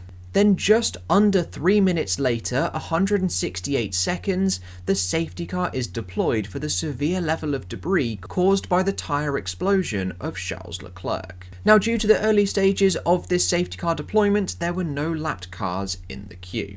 Now, the next safety car to be deployed comes at round number 10 in Britain, where on lap 20 of the Grand Prix, Giovinazzi ends up spinning off and gets his car stuck in the gravel. Now at this stage of the Grand Prix, even though it is lap 20 of 52, there aren't yet any lapped cars that can overtake. With our next safety car deployment coming in Germany, round 11. At the rain-soaked Hockenheim circuit on lap 29, Charles Leclerc goes off after a short virtual safety car period for Norris's car failure, where then just 26 seconds after Leclerc's off, the safety car is deployed on lap 29. Now, even though there are lapped cars, there was no message displayed on the world feed, but on lap 32, we can see that the Force India of Lance Stroll is actually overtaking to unlap himself, where then on lap 33, just 1 lap after they start to do this, the safety car is called in. Now, this instance of Germany 2019 is the first case where lapped cars have been able to overtake, but there was no message displayed on the world feed. but it is still an occasion where 100% of the lapped cars at the time have been able to overtake. There is then a second safety car deployment in this Grand Prix where Nico Hülkenberg crashes out of a podium paying position on lap 41. The safety car is then deployed very shortly after in a similar manner to the Charles Leclerc incident. But after releasing the lapped cars in the first safety car period, there are none to overtake in this safety car period. Belgium round 13 is our next safety car, in which Max Verstappen has a collision at the start of the Grand Prix where he ends up breaking his left suspension and then crashes at the top of the hill going up Radion. Due to the positioning of the stranded car, the safety car is deployed half a lap later. Once again, due to the early nature of this safety car period, there were no lapped cars able to overtake. Singapore once again keeps up its 100% safety car record with another deployment in round 15. On lap 36 of the Grand Prix, there is a collision involving Romain Grosjean and also George Russell, where then 83 seconds later the full safety car is deployed due to the stranded position of the Williams and the circuit design of Singapore. Then just 7 laps later there is another safety car deployment for Sergio Perez's Force India, which stops at the side of the circuit. There is then a yellow flag that is shown almost immediately, and then a second safety car is deployed 86 seconds later to retrieve the car. In both of these instances there were no lapped cars that were eligible to overtake. With our final safety car deployment of the year coming at round 16, Russia. On lap 1 of this Grand Prix there is a collision between Romain Grosjean and Daniel Ricciardo, where just 26 seconds later the safety car is deployed as Ricciardo then receives a puncture. But luckily, due to the slow speeds of the safety car, the tyre does not delaminate and doesn't spread debris further around the circuit. Due to the early nature of the safety car, there is again no lapped cars to contend with. There is, however, then a second safety car of the Russian Grand Prix, where on lap 27 Vettel loses his MG UK and is forced to stop at the side of the circuit, where 40 seconds after he stops the virtual safety car is deployed, where then 170 seconds later the virtual safety car period ends. This is 2.5 minutes. Then just 28 seconds after this virtual safety car period ends, Russell's brakes fail and he ends up crashing into the barriers. Then 40 seconds after Russell crashes, the full safety car is deployed. But again, at this stage of the Grand Prix, there were no lapped cars to contend with. So going over our totals at the end of 2019, we have observed 160 races since the start of 2012, and we have just passed 100 safety car deployments with 102. With an average safety car length of these 102 deployments of 4 laps, and an average time given for any lapped cars to catch back up after they've been given the order to overtake being 2 laps. Then of these 102 safety car deployments, there have been 31 occasions where there have been lapped cars in the way. Then on 30 of these 31 occasions, 100% of the lapped cars have been able to pass and given at least 1 lap to catch back up before the safety car was pulled in, where there has only been 1 occasion where this was not fully enacted, being Singapore 2015. Thankfully now, for the second year in a row, there have been no additions to our dangerous cases list. But with 2019 all done and dusted, let us now head on into the penultimate year of this video, 2020. So considering 2020 was actually a shortened Formula 1 season of just 17 races, we actually saw 17 safety car deployments across this year. That is the highest percentage of any season that we will look at in this video. With our first safety car deployment of the year coming at round number 1, Austria. This incident started at lap 26 when Magnussen's brakes failed whilst battling with Esteban Ocon. His Haas was then left stranded at the end of turn 4. Just 50 seconds later after this incident, the full safety car is deployed to recover his car. Now during this time there were 2 lapped cars, and on lap 29 the decision to allow them to overtake was given, where then just 1 lap later the safety car was called in. We then get a second safety car of the Austrian Grand Prix of 2020 on lap 51 where Russell loses power. 17 seconds after this radio message, he is then forced to stop on the side of the circuit. Then a full 10 seconds later, a yellow flag is shown after he stopped.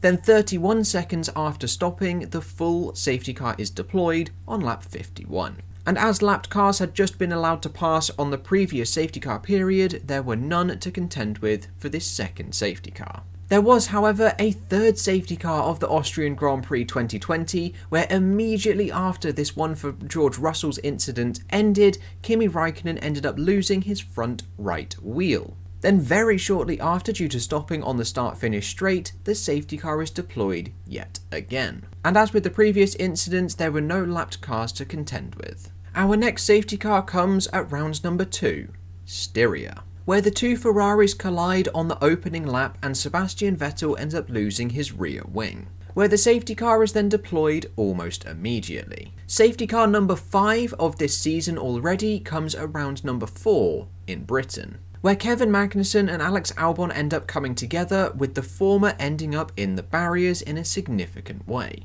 A yellow flag is shown instantly, with the safety car being deployed relatively quickly. Then just 20 laps after this incident, Danny Kvyat has a rear right puncture and his car smashes into the barriers at the entrance to Maggots and Beckett's. The safety car is again deployed extremely quickly. In both of these safety car deployments in round 4, there were no lapped cars to contend with. Safety car number 7 of the season comes at round number 7 in Belgium. On lap 11 of the Grand Prix, Giovinazzi loses control of his Alfa Romeo and collides into the barriers. George Russell then ends up collecting the debris caused by this incident, and he himself has his own crash. Then just 10 seconds later, the safety car is deployed, one of the fastest safety car deployments of the season and of this video. However, what happens next is really up for debate as to whether it should have gone to a red flag, with the severe amount of A, debris on the circuit, B, the number of tractors on the track to recover the cars, and C, the number of marshals that were on track. So if I just pull away all of this information, on lap 11, Sebastian Vettel, under safety car conditions, but not in the safety car queue, drives through 9 marshals with severe amounts of debris all over the circuit. Then on lap 12, as he is a little bit closer to the safety car queue, Vettel drives past the medical car, 2 cranes that are collecting the cars, and then even more marshals that are still on the circuit. Here he is passing the 2 cranes which are now lifting the cars. Where then on lap 13, still under safety car collisions, we can see the last of the cranes and the last couple marshals removing the car off of the circuit. Now, I'm not going to put Belgium 2020 into my dangerous cases list, but arguably it really should have gone to a red flag for the severe amount of marshals, the 2 cranes and the medical car that were all on the circuit, and the sheer amount of debris that was left. The safety car was only out for 3 laps before racing got underway once again, but I feel like for the damage to the barriers and the amount of debris and marshals on track, it probably should have gone to a red flag. So I will leave this one up for you. What do you think about Belgium 2020? Do you think it should be added to our dangerous cases list? With our 8th safety car of the season coming in Italy, round 8. Kevin Magnussen's car ends up stopping at the entrance to the pit lane, where then the safety car is deployed and immediately the pit lane is closed at the same time this message is deployed. This safety car period only lasts for a few laps and there are no lapped cars to contend with, but immediately after the safety car restart, Charles Leclerc crashes heavily at Parabolica on lap 25, where there is then a very short safety car period before the race is suspended. And once again, due to the fact that there were no lapped cars in the first safety car period and the fact this race went to a red flag, there were no lapped cars to contend with. The next safety car of the 2020 season comes at round number 9, Tuscany. Now on lap 1 there is a multi-car collision involving a McLaren, Ferrari, Alfa Romeo and also Max Verstappen. Just 17 seconds later the full safety car is deployed to collect all of the cars and clear the debris. Now this safety car period was out for 5 laps in order to clear the cars and clear the debris. But then what happened immediately at this safety car restart is there was a horrendous crash at the back of the pack. Now this crash at the start of lap 6 involved multiple cars in a restart confusion. And just 9 seconds later another safety car is deployed with the cars being led through the pit lane to allow the marshals the safety and the security to clear the track in peace. However, after 2 laps behind the safety car, the race is suspended. The race is then restarted on lap 10, but then just 34 laps later, Lance Stroll has a severe collision with the barriers, and a 3rd safety car is actually brought out in this Tuscan Grand Prix with just 15 laps to go. But once again, due to the heavy number of retirements in this Grand Prix and the stop-start nature of this race, there were no lapped cars to contend with. With our next safety car deployment of the 2020 season coming at round 10, Russia. An incident involving Charles Leclerc and also Lance Stroll on lap number 1 caused a very early yellow flag, where just a couple of seconds later, the safety car is deployed to help recover the stricken Force India car. Now, due to the early nature of this safety car deployment, there were no lapped cars to contend with. Now, our next safety car deployment of 2020 comes at round 11, Germany. Now, this Eiffel Grand Prix of round 11 in 2020 was actually used as a case against Michael Massey for the decision made in Abu Dhabi 2021, which we will go over in just a moment's time. So on lap 44 of the Grand Prix, Lando Norris is forced to stop at the side of the track due to a terminal car issue. Where then 43 seconds later, on lap 45, a yellow flag is finally shown for the stricken McLaren car. Then 100 seconds later, this is just under 2 minutes, the full safety car is deployed, also on lap 45. But once again, there are some lapped cars that are in the way. However, again, the message is not displayed on the world feed. However, we see in this screenshot here 5 lapped cars overtaking the safety car queue. This decision to allow all of the lapped cars to overtake was given on lap 47, with the safety car being called in on lap 49, 2 laps after. Now, after the race, numerous drivers, including Max Verstappen, complained at the length of this safety car period and having to allow every single one of the lapped cars to pass and give them time to catch back up to the back of the pack. Now, the main reason for all of these driver complaints came from the racing conditions at the time that they were racing in Germany. As the track temperature was just 15 degrees at the time, this is extremely cold, and the fact that they're having to drive so slow behind the safety car could actually be considered as dangerous because they are no longer getting the necessary heat into the brakes and the tyres that they need for the cars to run in a safe manner.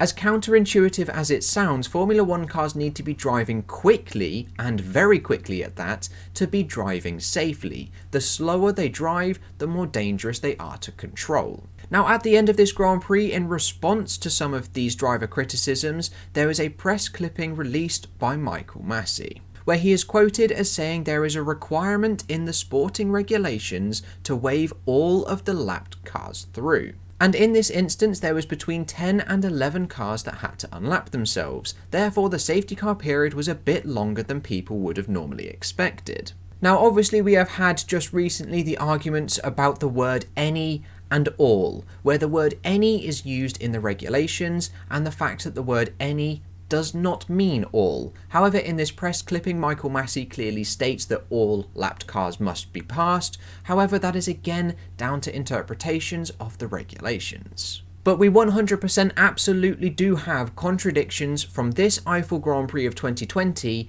to the response to the end of the Abu Dhabi race in 2021. But once again, this comes down to our entertainment value, as in the Eiffel Grand Prix of 2020, it's relatively low. We've got the Mercedes out front dominating, it's around lap 40 of a 60-lap Grand Prix, so there's still 20 laps to go. There's still going to be a high chance of the entertainment value increasing, even if the safety car deployment is out for a couple of laps longer than people would expect. Whereas comparing this to the Abu Dhabi Grand Prix of 2021, the entertainment value is through the roof. They need to get the safety car in as quickly as possible. We're in one of the tightest and closest championship battles in the turbo hybrid era, and it's going to be spoiled by finishing under a safety car. So that was their reasoning behind Abu Dhabi 2021. The entertainment value factor drove that decision, and it did not drive the decision of the Eiffel Grand Prix of 2020. But moving back to the 2020 season, our next safety car deployment comes at round 13 in Imola. And unfortunately, in this Imola Grand Prix, there is an extremely dangerous case which we will cover in just a moment's time. So on lap 51 of this Grand Prix, Max Verstappen's tyre fails and his car is left stranded in the gravel, only just off of the racing line. Then 37 seconds later, the safety car is deployed to recover his stricken car. Now at this time there were numerous lapped cars in the safety car queue, however once again we find a situation where the message was not displayed on the world feed, but on lap 55 of the Grand Prix the decision was made to allow the lapped cars to pass, and then 2 laps later the safety car was called in on lap 57. However, what makes this a dangerous case is the incident involving George Russell behind the safety car. So on lap 54, this is 1 lap before the decision to allow lapped cars to pass was given, George Russell crashes into the wall behind the safety car. This causes a huge amount of issues with the use of marshals. Now after George Russell's crash on lap 54 of this Grand Prix, on lap 55 the decision to allow the lapped cars to pass was given. Now usually when this happens the lapped cars overtake and the drivers are told to go into mode push to catch back up to the back of the pack. Now they're not allowed to go to full racing speed as we are still under safety car conditions, but they no longer have to drive at the ridiculously slow safety car speeds. They can drive at near enough racing car speed.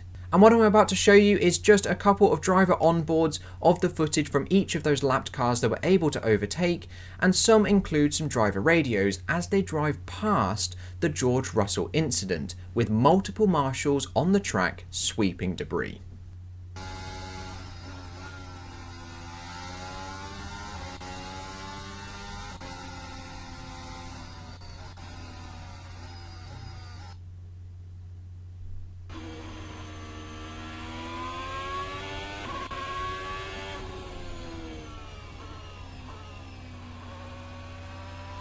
Tell them to watch out, the marshals are on the track. Copy. In front of Grosjean. It's very, very dangerous. Copy. Tell the marshals to get out.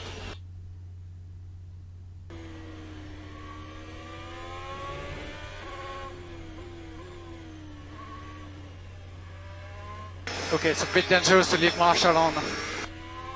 So we saw 3 onboards on lap 55 of those cars that were instructed to overtake the safety car and unlap themselves. They then flew past the sector involving George Russell's incident, where there were marshals directly on the track cleaning the debris. Now this hands down has to go in the dangerous cases list, and arguably is so far the most dangerous case that we've looked at in this video, with our penultimate safety car deployment of 2020 coming at round 15, Bahrain. After the red flag period for Romain Grosjean's near-fatal accident in Bahrain, the race was restarted, where Lance Stroll was then flipped upside down by Danny Kvyat's AlphaTauri. The safety car was then deployed almost immediately. There was then a second safety car deployment of this Grand Prix, where on lap 55, Sergio Perez's Racing Point catches fire and he is forced to stop on the side of the circuit. However, what follows is yet another dangerous case with the use of the marshals. Almost immediately the safety car is deployed as there are fire marshals that have entered the track to extinguish the blaze. However, one of these fire marshals, before the safety car was deployed, decided that he was going to run across a live green circuit to get to the car that was on fire. And what I'm about to show you is an onboard footage from Lando Norris. So this still image was taken from Lando Norris whilst we can still see the car on fire just in front of him. And just here is where the fire marshal is, having only just run across the circuit. Now this again hands down has to go in our dangerous cases list, as we cannot and should not ever have marshals running across a green circuit before a safety car is deployed. Our final safety car deployment of 2020 comes at round 16, Sakhir. Now on lap 1 of this Grand Prix there is an incident involving Max Verstappen, Charles Leclerc and Sergio Perez, where the 2 former drivers end up in the barriers and Sergio Perez goes on to take the Grand Prix victory. Now due to the nature of the early safety car there are no lapped cars to contend with. So taking a look at our totals tab at the end of the 2020 season, we have had 177 races elapsed with 120 overall safety car deployments, with an average safety car length of 4 laps and an average time given for the lapped cars to catch up when they have been able to overtake of 2 laps. Of these 120 safety car deployments, there have been 34 occasions where there have been lapped cars in the way. And on 33 of these occasions, 100% of the lapped cars have been able to pass and given at least one full lap to catch up before the safety car was brought in, where there was just one occasion where they were not allowed to overtake, being Singapore 2015. However, after 2 years of having no dangerous cases, we have been forced to add 2 dangerous cases to our list, bumping it up to 10 out of the 177 races. That was Imola 2020 and Bahrain 2020. And with 2020 all done and dusted, we will now move on in to the last year of today's video, 2021. And so we enter the final year of this extremely long video covering every single safety car deployment since 2012 to analyse the cases of when lapped cars have been involved and what the procedure has been that followed subsequently. So we get to the first safety car deployment of 2021 at round number 1, Bahrain, where it was Nikita Mazepin who crashed on lap number 1 at turn 3, with a safety car being deployed very shortly after, just half a lap later. Again, due to the early nature of the safety car, there were no lapped cars to contend with. Our second safety car of the year comes at round number 2, Imola, where on lap number 2 of the Grand Prix, Nicholas Latifi is involved in a collision with Nikita Mazepin, where a safety car is then called just a couple of seconds later. Once again, due to the early nature of the safety car, there are no lapped cars to contend with. However, in Imola there was a second safety car period involving George Russell and Valtteri Bottas. On lap 32 of the Grand Prix, Russell and Bottas collide very heavily after a long yellow flag period caused by Lewis Hamilton going off trying to overtake and lap George Russell. 10 seconds after this collision, a full course safety car is deployed. However, 181 seconds later, this is a little over 3 minutes, the race is red flagged due to the severe level of debris and damage to the barriers. Again, due to the fact that this race went to a red flag and was still in the early stages of the Grand Prix, there were no lapped cars to contend with. Round number 3 in Portugal was our next safety car deployment, where on lap 2 the 2 Alfa Romeos of Kimi Raikkonen and Antonio Giovinazzi collide, with the former losing his front wing. The safety car is then deployed due to the level of debris very early on, and the cars are led through the pit lane. Spain, round number 4, is our next safety car deployment. This one is caused on lap number 8 by Yuki Tsunoda having a terminal car issue, where he stops at the newly reprofiled turn 8. As he is only just off of the racing line, the full course safety car is deployed to recover his car. Once again, like all of the previous safety car deployments of this season, due to its early nature, there are no lapped cars to contend with. However, this changes when we get to round number 6 in Azerbaijan. On lap 31, there is a significant tyre failure for Lance Stroll on the main straight, where he crashes into the wall, showering the circuit with debris. 36 seconds later, due to the positioning of the car in one of the fastest sections on the Formula 1 calendar, the safety car is deployed, where the pit lane is also closed. Now at this time on lap 31, there was just one lapped car. This was Nikita Mazepin. Now he was given the order to overtake on lap 34 of the Grand Prix, where he is positioned here, P4 in the queue, behind Verstappen, Perez and Hamilton. Now this message was given right at the very end of lap 34 before the start of lap 35, where the safety car was called in on lap 35, with Nikita Mazepin heading up to turn 14, with everybody else coming up to the castle section. Now arguably Nikita Mazepin should have been given just that little bit of extra time to actually catch back up. However, due to the circuit length of Azerbaijan and the fact that the circuit was now green and clear of debris, the decision was made to call the safety car in. However, what follows has to go down as a dangerous case, as on lap 46 of this Grand Prix, Max Verstappen has a very similar tyre failure to Lance Stroll, just a little bit further down the straight 17 seconds later, a yellow flag is shown in Sector 2 for Max Verstappen's stricken Red Bull. Where 91 seconds later, this is a little over a minute and a half, and almost an entire lap later, the safety car is deployed. Now, for an extremely similar incident to the one of Lance Stroll, this is a 3 times delay in the safety car deployment. Lance Stroll's safety car came out 36 seconds afterwards, and Max Verstappen's safety car came out 91 seconds later. There is absolutely no need for the decision to be made 3 times as slow. So for this reason, I have to put Azerbaijan 2021 into our dangerous cases list. Now, because the lapped cars were able to overtake at the previous safety car just 10 laps earlier, there were no lapped cars to contend with at this second safety car restart. Our next safety car of 2021 comes at round number 9, Austria. There is an incident on lap number 1 involving Esteban Ocon, where his right front suspension is ended up broken. A safety car is then deployed 32 seconds later to help clear the stricken Alpine. Due to the early nature of this safety car, there were no lapped cars to contend with. With our next safety car coming in Britain, round number 10.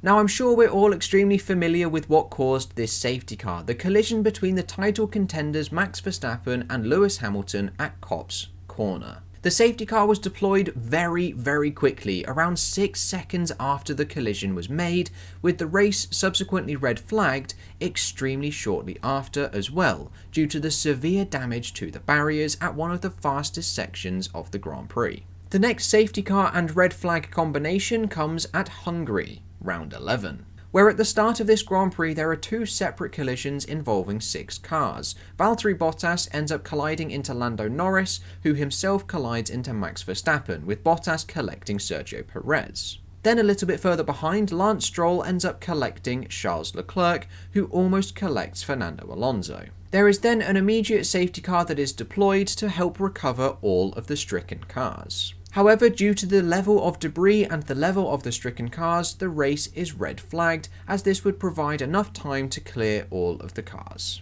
Now, in exactly the same way as the previous Grand Prix in Britain, due to this being an early safety car and a red flag, there were no lapped cars to contend with. Italy round number 14 is our next safety car deployment.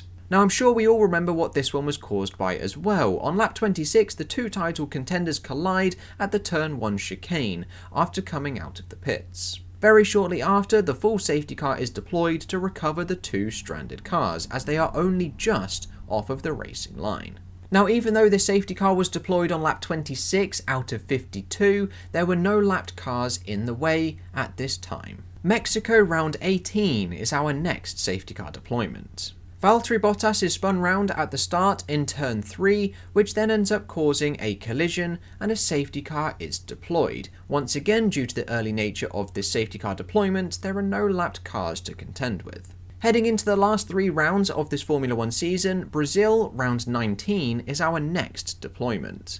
Where on lap 5 of the Grand Prix, Tsunoda clashes with Lance Stroll, in which he ends up losing his front wing, which scatters a lot of debris all over turn 1, as well as leaving his full front wing just off of the racing line and off of the circuit.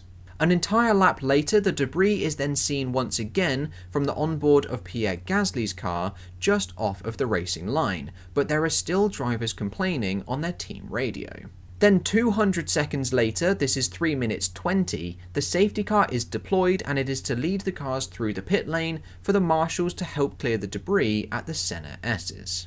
Now, this instance in Brazil could be considered a dangerous case due to the length of time it took to deploy the safety car due to the level of debris that was on the circuit. However, again, much like Belgium of 2020, I'm not entirely sure whether I should consider it as a dangerous case or not. So much like Belgium of 2020, I will leave that up to you guys to decide whether we should consider Brazil of 2021 a dangerous case. With our penultimate race to feature a safety car deployment coming in Saudi Arabia.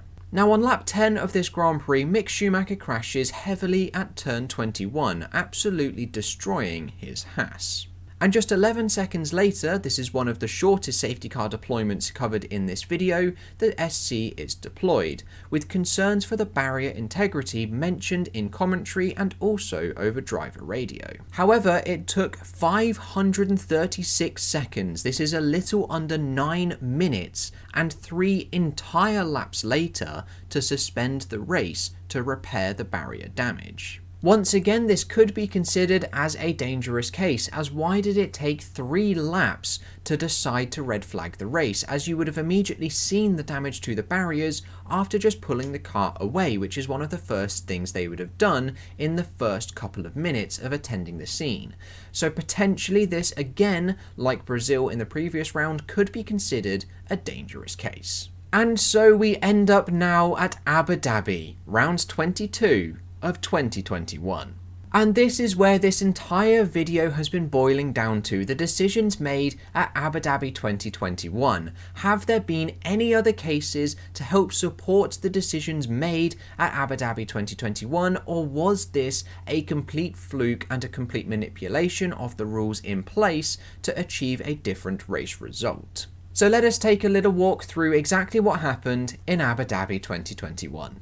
On lap 53, Nicholas Latifi crashes at turn 14, causing a significant amount of debris and equally leaving his car stranded in a peculiar place in which the marshals would end up struggling to retrieve the car. At this moment in time, there are 4 racing laps left of the Grand Prix. And just 15 seconds later, the full safety car is deployed.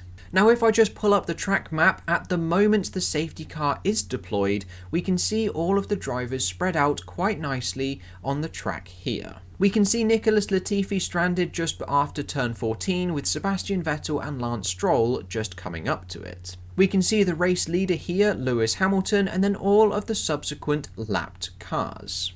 And we can see Max Verstappen, who is running in P2 on track, actually P4 in this safety car queue, with 3 cars between him and Lewis Hamilton. However, the moment the safety car is deployed, this sort of engages a lot of strategy calls, and a few drivers come into the pits, which sort of shakes up the order a little bit, and then when the safety car bunches everybody up, we end up with a new order. And that order is displayed on screen. We have the main safety car queue headed by Lewis Hamilton going down to turn 9 and ending at Sergio Perez at turn number 6. We then have a few of the straggling cars, Yuki Tsunoda, Mick Schumacher, Valtteri Bottas, and also a Ferrari, who are still trying to catch up to the safety car queue. And at this time, we now have 5 lapped cars between Lewis Hamilton in P1 and Max Verstappen in P2. This is Lando Norris, Fernando Alonso, Esteban Ocon, Charles Leclerc, and Sebastian Vettel.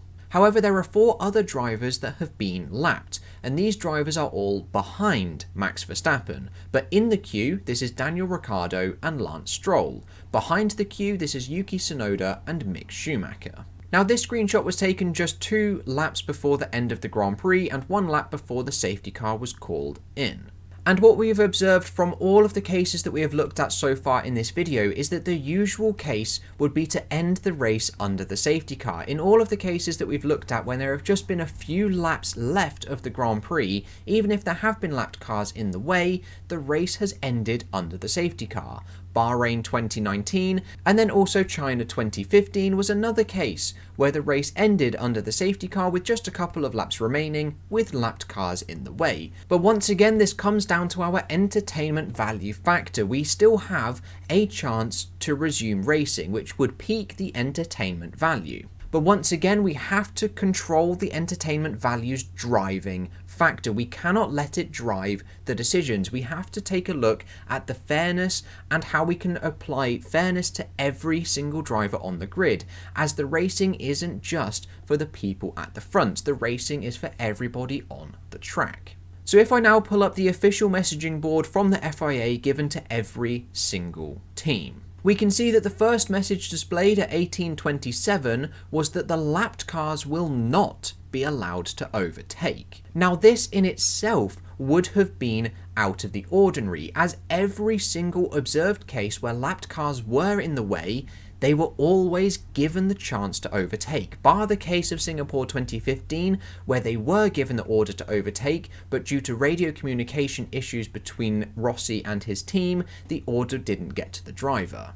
So had this order of the lapped cars not being able to overtake just continued on its own and nothing happened subsequently, this would have also been seen as out of the ordinary, as this would have been the first case in almost 200 races that this would have been used. However, what we end up seeing on 1831, 4 minutes later, the 5 lapped cars between P1 of Lewis Hamilton and P2 of Max Verstappen were allowed to overtake. Now this, in all of the cases that we have looked at, isn't out of the ordinary. We have seen that one occasion of Singapore 2015 where they have only allowed select few lapped cars to pass, so this isn't out of the ordinary. But as we have discussed when we looked at the Singapore 2015 case, it is simply not the fairest way to do it, as in the safety car queue there are 7 lapped cars. There are 2 lapped cars behind Max Verstappen.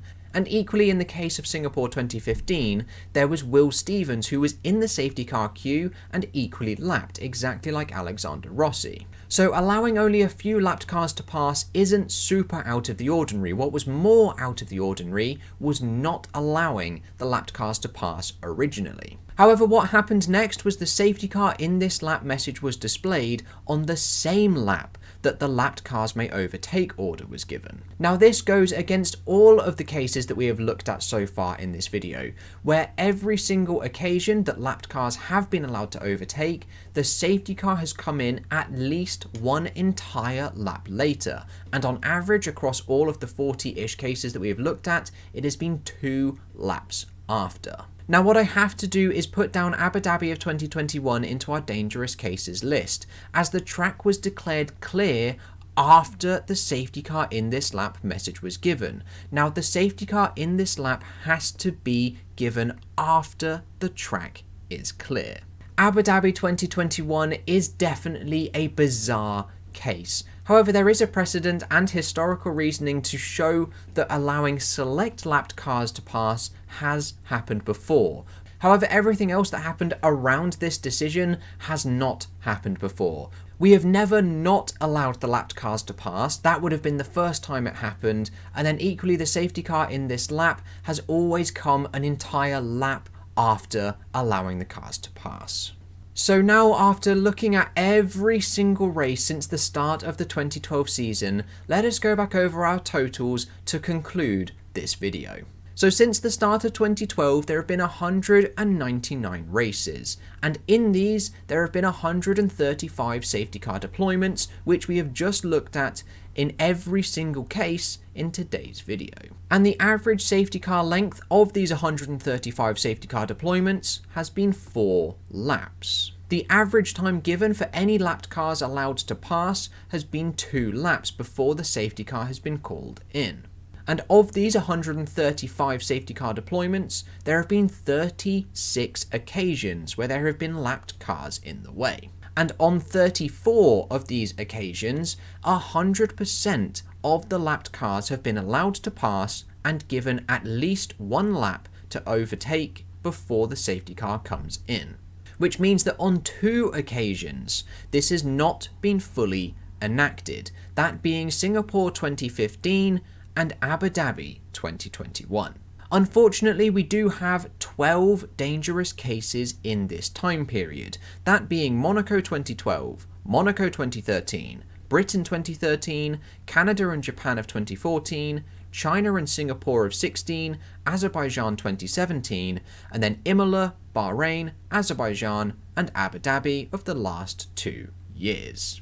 So what I do hope this video has done has provided people with the historical context and everything they need to provide their arguments for or against the decisions made in any of the races following Abu Dhabi 2021, or if they are arguing about Abu Dhabi 2021. I have specifically not mentioned my opinion regarding the incident, as that's not what this video is designed to do. This video is simply designed to provide a historical account of every single safety car deployment since the introduction of the lapped cars may overtake rule to help enforce arguments that people have been given, as I have seen people flat out deny that this has ever happened before, and I have seen people flat out accept that this has happened before without being able to provide proof, just going off of the fact that there have been a bajillion races that have happened, so it must have happened. Now, some of my thoughts regarding what we can do with the lapped cars may overtake rule is fairly simple. What I feel should really happen is when a safety car comes out, we should be allowed those racing laps to be given at the end. So whatever happens in a safety car period, say the safety car is out for 5 laps, 3 of which is behind the safety car, 2 of which is allowing the lapped cars to overtake and catch back up, we then get those 5 laps added on to our race total. I feel that that is the simplest, easiest to understand way of changing this rule and making it completely fair. Then we can guarantee that the circuit will always be clear. There will never, hopefully never, be any dangerous cases, as the safety car could happily be out for 1 or 2 extra laps to ensure the safety of the circuit, as we will then end up getting those extra safety car laps as racing laps at the end of the Grand Prix. Now, yes, this does add a little complication in the factor of fuel and fueling the Formula 1 cars, and equally also the race runtime as well, as sometimes if there has been a safety car or a red flag, we get close to the 2-hour broadcast limit. But I still feel that it would be the most sensible way of changing this rule and adjusting it ever so slightly to make it much more fair. But if you guys have any suggestions to improve this rule or any input about this video whatsoever, then please let me know in the comments down below. I'm open to anything positive, anything constructive, or even anything negative. Now, this video has taken me a little over 9 weeks to produce, research, script, edit, record, and then upload for you guys to enjoy. So please, any feedback is much appreciated. This has been one of the longest projects that I've ever worked on, and it is by far and away my largest ever video on this YouTube channel. But that is all I've got for you today, guys. I do hope you have enjoyed, and I should be back with more regular videos and shorter videos as well in the near future. Thank you guys so much for watching, and please, any input you have, let me know in the comments below. That is all I've got for you today, guys. I hope you have enjoyed, and I will catch you in the next video with whatever and whenever I decide to make it. I'll see you guys then.